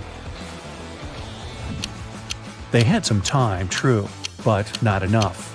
If you watched the movie, you know the ship didn't plunge immediately after the icy doom had happened. The whole process lasted a good 2 hours and 40 minutes. But the situation was hard. There were 2,200 people to take care of, including crew and passengers, and things happening on the ship were chaotic. The chief designer, Thomas Andrews, soon realized they wouldn't be able to stay afloat. By midnight, the entire crew had begun preparing the lifeboats for launch. They had 20 boats with space for only 1,178 people, which was just a bit more than 50% of the people on board. The order was to get women and children to safety first. Crewmen were there to row and guide the boats. The scene over the next 2 hours gradually started escalating. The crew members had a task to wake up passengers and warn them something bad was happening. They wanted to place them into a fleet of lifeboats as soon as possible. At 12:15 a.m., some crew members sent out a distress signal. A steamship called Frankfurt was among the first ones that received the message and responded, but they were about 170 nautical miles away. Some other ships also got the message and offered their assistance, but sadly, they were too far away as well. At 12:20 a.m., the Cunard liner Carpathia got a distress signal from the Titanic and changed its course right away. They were 58 miles away at the time, and it would take them more than 3 hours to get there. 20 minutes later, the crew was lowering the first lifeboat. It was carrying only 27 passengers, although it had room for 65. Many of the lifeboats that were launched first were well below capacity. Crew members were worried, thinking the Davids wouldn't be able to hold a fully loaded lifeboat. And in the beginning, many passengers were just too afraid to leave the ship. They still thought Titanic was unsinkable and couldn't imagine the scenario that was going to happen 1 to 2 hours later. The crew was firing the first of 8 distress rockets. Unsuccessful. No one was close enough to help. By 1:20 a.m., they lowered 10 lifeboats. Number 8 had only 28 people in it. One of the passengers on the number 10 was 9-week-old Melvina Dean. She would later become the last survivor who lived until 2009 and turned 97. It was 2 a.m. already. 3 of the collapsible boats were the only lifeboats that remained on the ship. The bow of the vessel had sunk low and had tipped far under the surface. People around it could now clearly see stern propellers above the water. Crew members were lowering collapsible lifeboat D from the roof of the officers' quarters with over 20 passengers in it. As the ship's bow went under, the water was washing collapsible A from the deck. Those 20 people were struggling because their boat was partly filled with water. As crew members were trying to release collapsible B, it fell. Before they righted it, the water swept it off the ship. 30 passengers still managed to find safety on the overturned lifeboat. At 2:17 a.m., the ship's wireless operator decided to transmit one last distress call. A minute later, the light on the ship finally went out. Titanic and all left on board plunged into darkness. The bow continued to sink, and the stern was rising higher above the surface, which placed great strain on the midsection. Horrible sounds were filling the night. Titanic, this massive, legendary ship so many people placed their hopes in and were excited about, broke into 2 between the 3rd and 4th funnels. Reports would speculate it took about 6 minutes for the bow section to reach the ocean bottom. The stern settled back in the water before it rose again into a vertical position. It remained in this situation until it finally disappeared into the ocean. At 2:20 a.m., the stern apparently retained air inside, and water pressure crushed it as it went down. The stern landed about 2,000 feet away from the bow. People consider the Titanic the fastest ship in the world. They thought it was unsinkable because 4 of its compartments could be flooded, and that still wouldn't cause a critical loss of buoyancy. Its life was problematic since its beginning. While the ship was leaving port, it moved within a couple of feet of the steamer New York. It managed to safely pass by, which was a huge relief for all those worried passengers massed on the ship's decks. Titanic sailed off on the 10th of April. Its first journey was across the highly competitive Atlantic route. On the launch day, the Titanic became the biggest movable object in the history of humankind, 882 feet long, 92 feet wide. Not that big if you compare it with today's ships. The biggest cruise ship in the world today is Royal Caribbean's Symphony of the Seas, which is roughly 5 times the size of Titanic. If you put that ship in a vertical position, it would be nearly as tall as the Empire State Building, which is 1,250 feet without antennas. But Titanic was a huge attraction back in its time. At one moment of their journey, they stopped in France, after which they made another stop in Ireland. Once the final passengers boarded, the massive ship set out at full speed for their final destination, New York City. 4 days after the beginning of its journey, Titanic failed to divert its course from a huge iceberg, the story we all know about. Only 700 people survived, and most of them were women and children. The night was extremely cold, 1 hour and 20 minutes after Titanic had gone down to the bottom of the ocean. Survivors weren't even sure someone was coming to save them. Finally, they saw the light. It was Carpathia coming towards them. They came for the people in the lifeboats. The crew brought them aboard and pulled a handful of other passengers out of the water. Many ships tried to contact Titanic a few hours after it sank. Their messages were never returned. Later, when there was an investigation of what really happened, they discovered the Leyland liner California had been less than 20 miles away when Titanic was sinking, but the crew didn't hear the distress signals coming from Titanic because their radio operator was off duty. Countries from both sides of the Atlantic were shocked and horrified when they heard details of what happened to Titanic. They decided to make changes to ship operations, rules that would help avoid such events in the future. They held the first International Convention for Safety of Life at Sea, where they adopted rules for every ship to have lifeboat space for each passenger on board. Also, lifeboat drills became mandatory. They also decided to establish an international ice patrol. Its main role was to monitor icebergs in the North Atlantic shipping lanes. Ships also needed to maintain a 24-hour radio watch. Titanic wasn't built alone. Because of the size of this magnificent ship and all the new equipment it required, it would have been too expensive as a one-off. So the team built the Titanic alongside two sister ships, and both of them had eventful lifetimes. RMS Olympic came first. It was launched in 1910, and for a whole year was the biggest liner in the world. The Britannic was another sister ship that sailed for a while before it too ended down on the ocean bottom. But only Titanic became a legend and one of the most fascinating stories of modern history. The year was 1854, and the SS Arctic, the fastest passenger liner of its time, set out to cross the Atlantic. As it sailed through the misty veil, it slowly disappeared into the unknown. The Collins Line, an American shipping company, was started in 1818 and only began seriously trading in the transatlantic by 1835. Its steamships crossed the Atlantic from Liverpool to New York within just 10 days. Doesn't sound like a great speed today, I know, but back then, the same thing took other ships several weeks. Light on the water with their wooden hulls, powering through with a strong steam engine, those steamships were the favorite choice for many high-profile people. What could go wrong with such an advanced ship, they thought.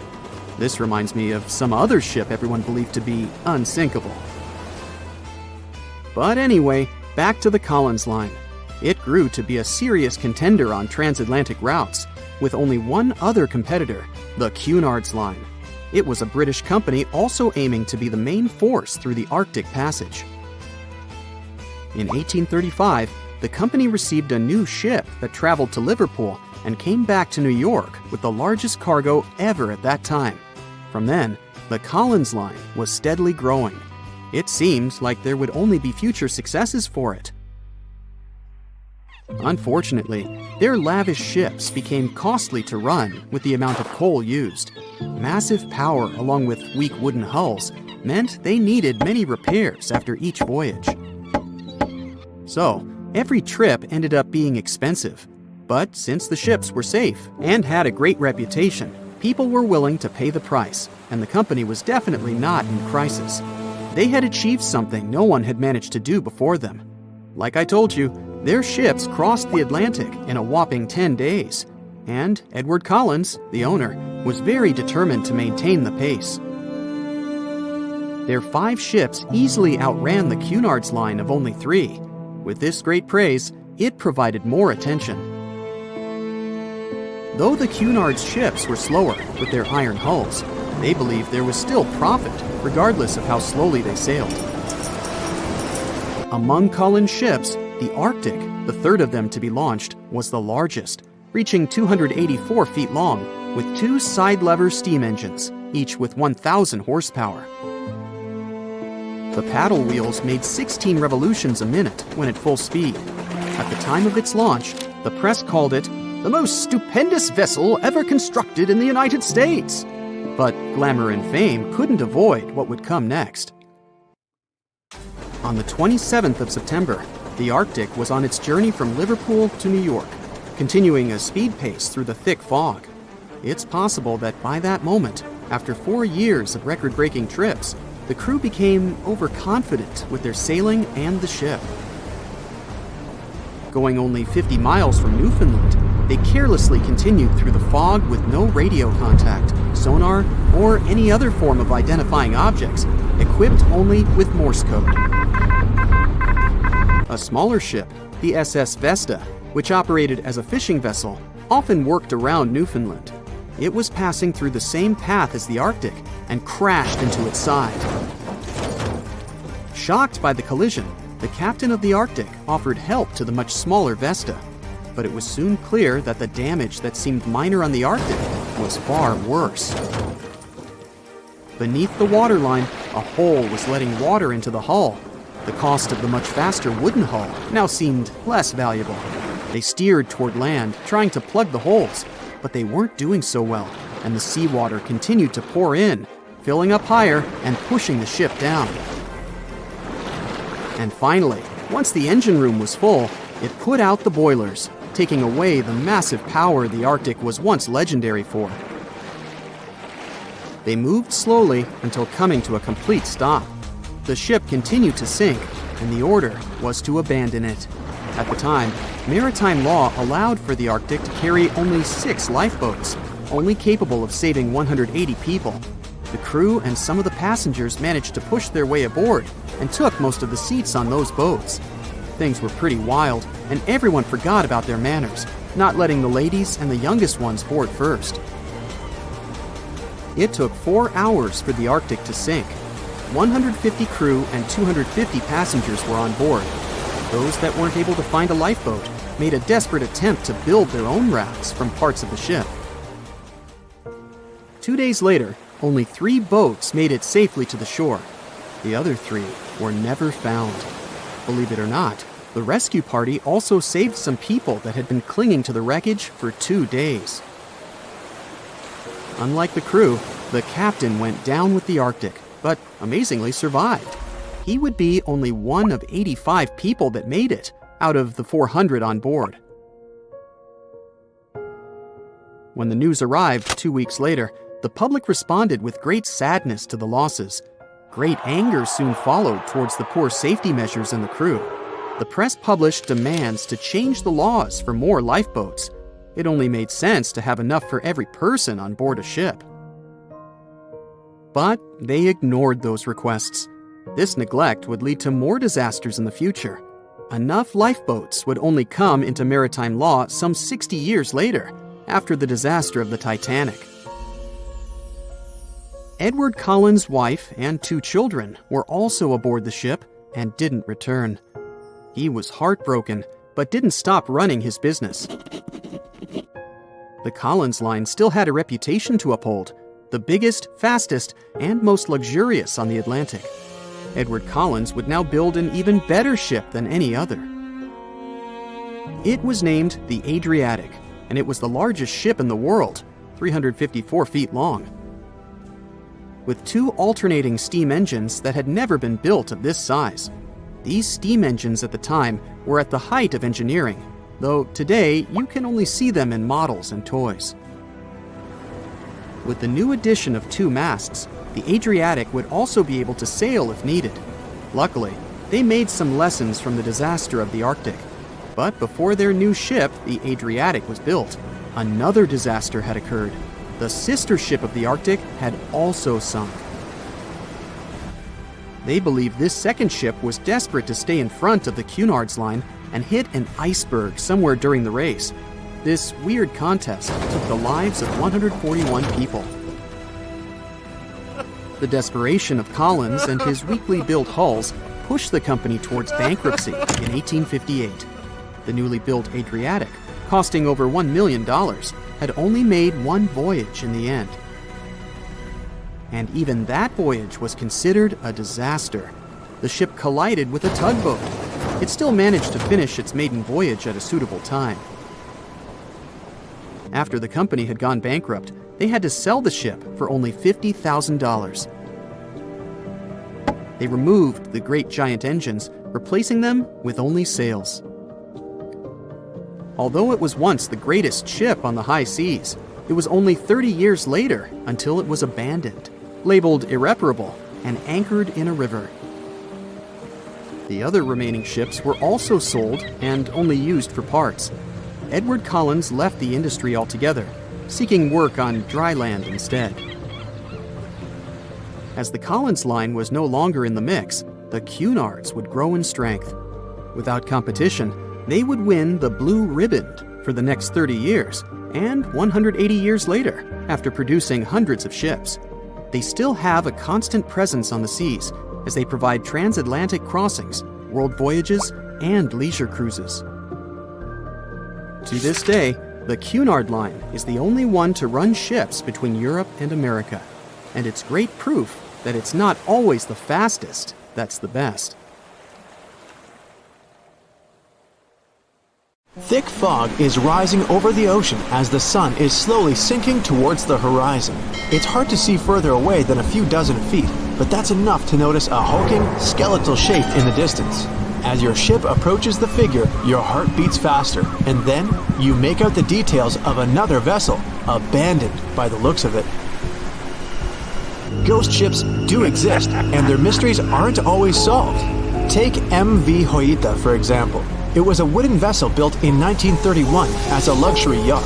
It had served well to various people over 20 years before it was bought by a Samoan sailor and became a merchant ship.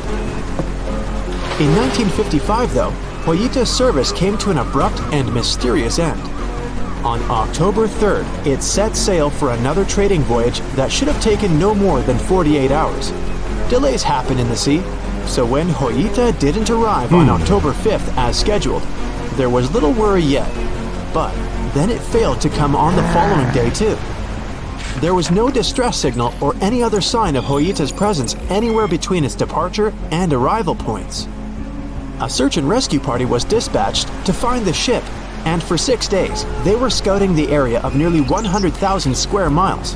On October 12th, the mission returned to the base empty-handed.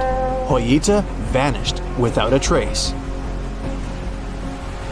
It was only a month later that another merchant ship, Tuvalu, noticed the missing vessel far away from its route, drifting in the open sea and listing heavily. The sailors boarded the ship and found that all of its crew and passengers, 25 people total, were missing, along with all the cargo the vessel had been carrying. The radio was tuned to the International Distress Channel, meaning that the crew had been trying to ask for help, but they couldn't reach anyone because the radio cable had been damaged, limiting the range to 2 miles. The lifeboats were missing as well, indicating that people on board must have left the ship. Unfortunately, they seem to have taken the logbook with them, leaving the rescue team clueless as to what had happened. Even today, the mystery of MV Hoita hasn't been solved yet. No one knows where the crew and passengers had gone and what had caused them to leave. SV Carol A. Deering wasn't a ghost ship in the usual sense of the word. There are no sightings of it in the open sea. Instead, it was found on the shore, but the circumstances of it running aground are a puzzle shrouded in mystery. Carol A. Deering was built in 1919 in Maine, and it was a large vessel made for commercial voyages. Unfortunately, despite its large cost of construction, it had only served for a year before its last trip. July 19th, 1920. The ship was traveling from Puerto Rico to Rio de Janeiro via Newport News to deliver a cargo of coal. It was almost halfway to the final destination when the captain fell seriously ill, and the crew turned back to drop him and his son off and replace the captain. The voyage went without incident, but when it came to Barbados in December to resupply, there were strange moods among the crew. The first mate didn't seem to be happy with the new captain. No one paid much attention to it back then, when they probably should have. The last sighting of Carol A. Deering at sea was on January 28, 1921, when a lightship noticed it off the coast of North Carolina. There was some commotion on the quarterdeck of the ship, where the crew were normally not allowed. Then, another vessel sighted it, but there was already no one on the decks. On January 31st, the merchant ship was found hard aground in the Diamond Shoals, a site notorious for numerous shipwrecks that had been occupying there for centuries. When the search and rescue party boarded the ship, they found it abandoned, the log and personal belongings of the crew gone, along with the 2 lifeboats. There is still no answer to what happened on board of Carol A. Deering that January, although the most popular version was mutiny. Maybe we'll never find out the truth though. SS Bechimo is perhaps one of the most notable ghost ships in history. This large cargo steamer was built in 1914 in Sweden and plodded its way dutifully over 16 years, trading provisions for pelts with native tribes of Alaska and Canada. But then, on October 1st, 1931, Beichimo got caught in pack ice. At first, it seemed the crew would be able to wait it out and continue on their route because the ship broke free in a couple of days. But in less than a week, it became caught again, this time for good. In another week, a rescue party was sent to fetch 22 of the Beichimo's crew, while another 15 remained behind to wait through the winter if necessary and get the ship back. But a month later, after a powerful blizzard struck their camp, the sailors went out of their shelters only to find the ship gone. Luckily, a few days later, a native hunter told them Beichimo hadn't been lost yet. He'd seen it about 45 miles from where they had been stationed. They managed to track it down, but decided the ship wouldn't survive the winter. So they took the most valuable cargo from its hold and abandoned it. They were wrong though. SS Beichimo did survive that winter, and many more that followed. When the ice broke, it sailed away on its own, drifting listlessly along the shores of Canada and Alaska. There were numerous sightings of the ghost ship, sometimes adrift in the open sea, and at other times stuck in the pack ice again. People attempted to board and salvage it, but weather conditions or lack of equipment always prevented them.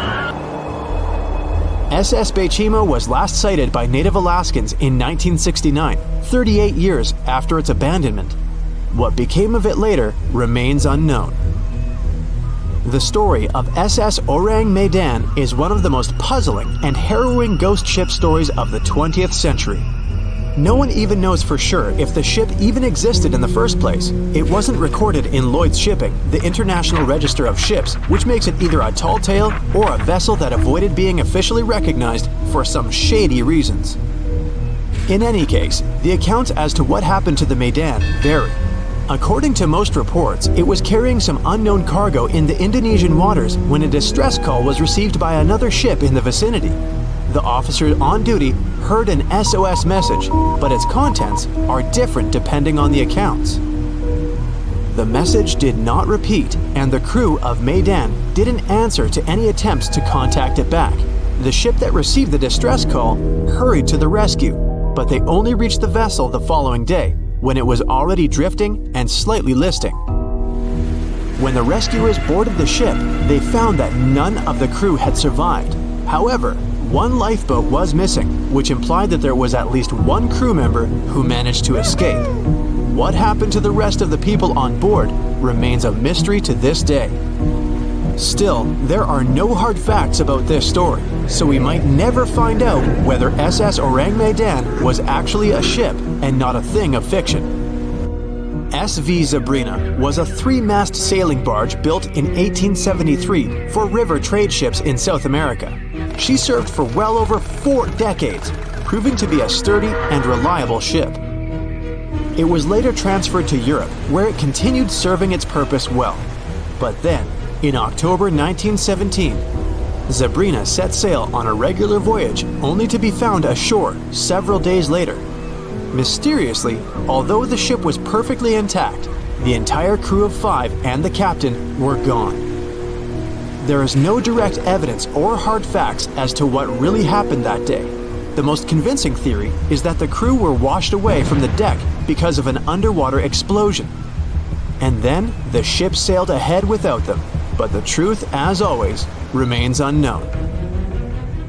April 1912 marked one of the most terrible tragedies in the history of the world.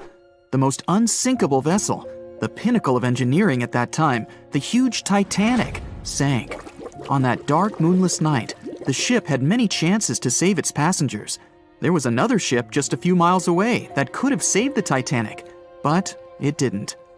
It wasn't a phantom ship, and it's not some legend or a theory. This is a documented reality. There are records and witnesses' statements confirming this, but why didn't this ship help? Let's find out what happened that night by looking at these events from 3 different points of view. Let's start with the Titanic version. 11:30 p.m. The moon hides behind black clouds. Visibility is bad. Everything is calm on the Titanic. Under the captain's guidance, the communications operator stays in touch with the mainland through the radio. At this moment, some stranger breaks into the frequency, interrupting the operator's communication. It's unclear what this strange man wants and what he's talking about. The operator doesn't try to figure it out. He shouts at the guy, demanding him to disconnect. The connection is interrupted. At 11:40 p.m., the Titanic crashes into an iceberg. The ice breaks the hull. Water begins to flood the lower decks. Nobody is panicking yet. 20 minutes later, at midnight, the ship's crew sends a distress signal through the radio frequency. Few people understand how bad the situation really is. After 20 minutes, at 12:20 a.m., they start lowering lifeboats with passengers. At 12:25 a.m., they receive a response to the distress signal. This is RMS Carpathia. Their captain reports they're already sailing at maximum speed towards the Titanic. But the problem is that the crash site is 58 miles away. This means Carpathia will only be here in 4 hours. At 12:45 a.m., the sinking ship's crew release rockets into the air. These flares are one of the main reasons for the terrible fate of many passengers, but more on that later. 90 minutes later, the Titanic's deck breaks and the ship dives underwater. At 4:10 a.m., the Carpathia finally arrives at the shipwreck location. The crew members make heroic efforts to save all the people. They take 705 survivors on board. At this moment, another ship appears. It's SS Californian. The Carpathia sails towards the New York coast with all the people. The Californian floats in search of passengers and finds nothing but wreckage. The ship was only a few miles away while the Titanic sank into the icy water. The Californian could have saved these people, but did nothing. Its captain, Stanley Lord, made one of the most terrible acts that a sailor can allow. He didn't help a sinking ship. When the world found out about all this, they detested Captain Lord. They couldn't bring charges against him, and the trial didn't punish him. But his career was ruined entirely, as no other ship company would hire him. Despite this, he never confessed he had been guilty. Before he passed away, the captain said it hadn't been his fault. If this was true, then what happened there? This brings us to the Californian version. It's the night of April 14th. The Californian is sailing in the cold waters of the North Atlantic. The ship gets into a section with a lot of icebergs. At 10:10 p.m., Captain Lord stops the ship. It's too dangerous to move around this area, as they can damage the hull.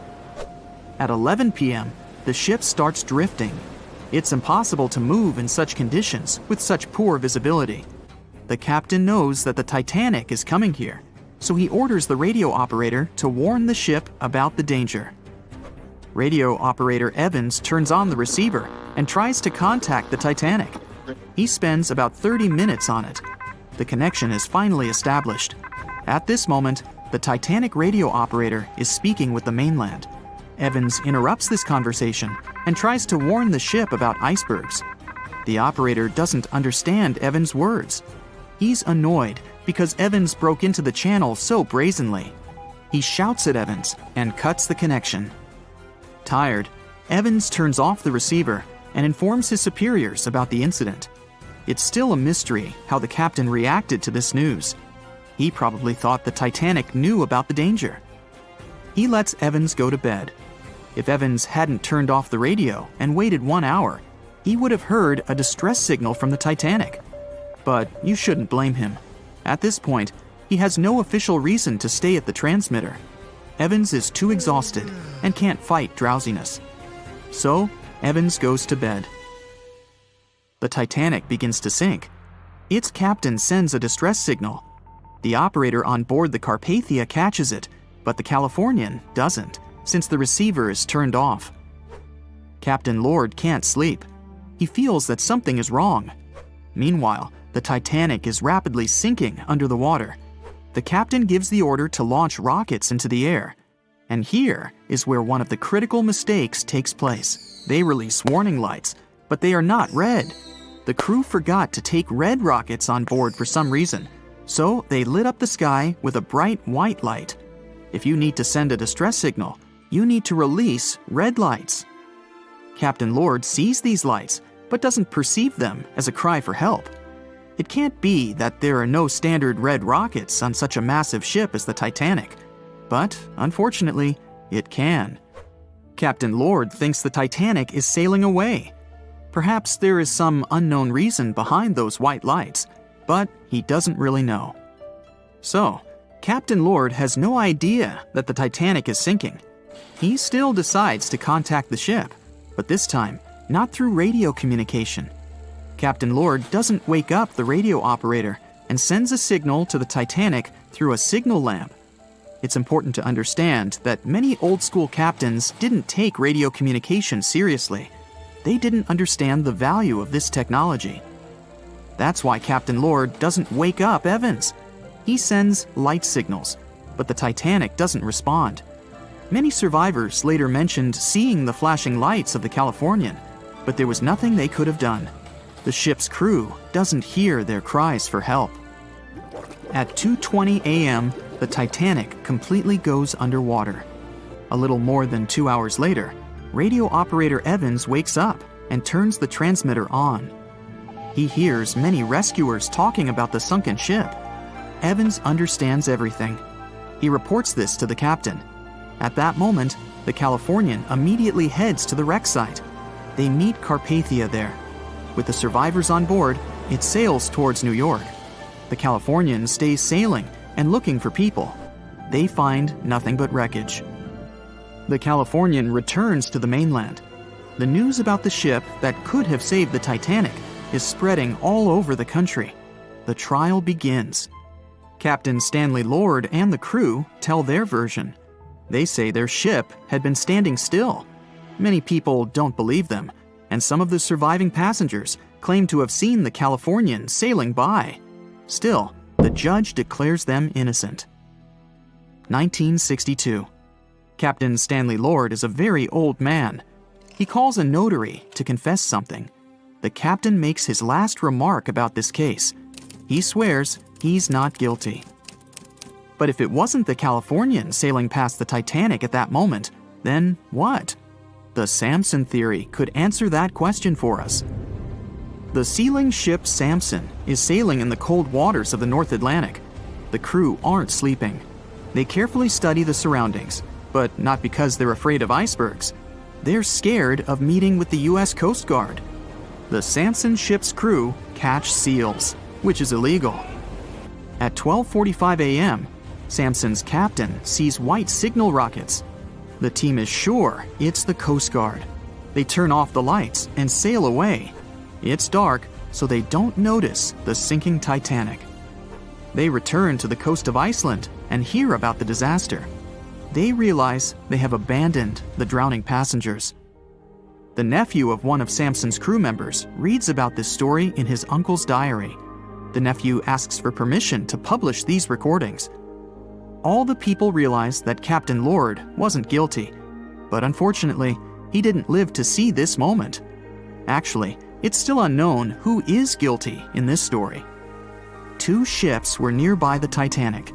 Their captains were adequate people. They would have helped save all the passengers. Their fault was that they couldn't understand what the Titanic wanted on that dark night. Someone forgot to put red flares in the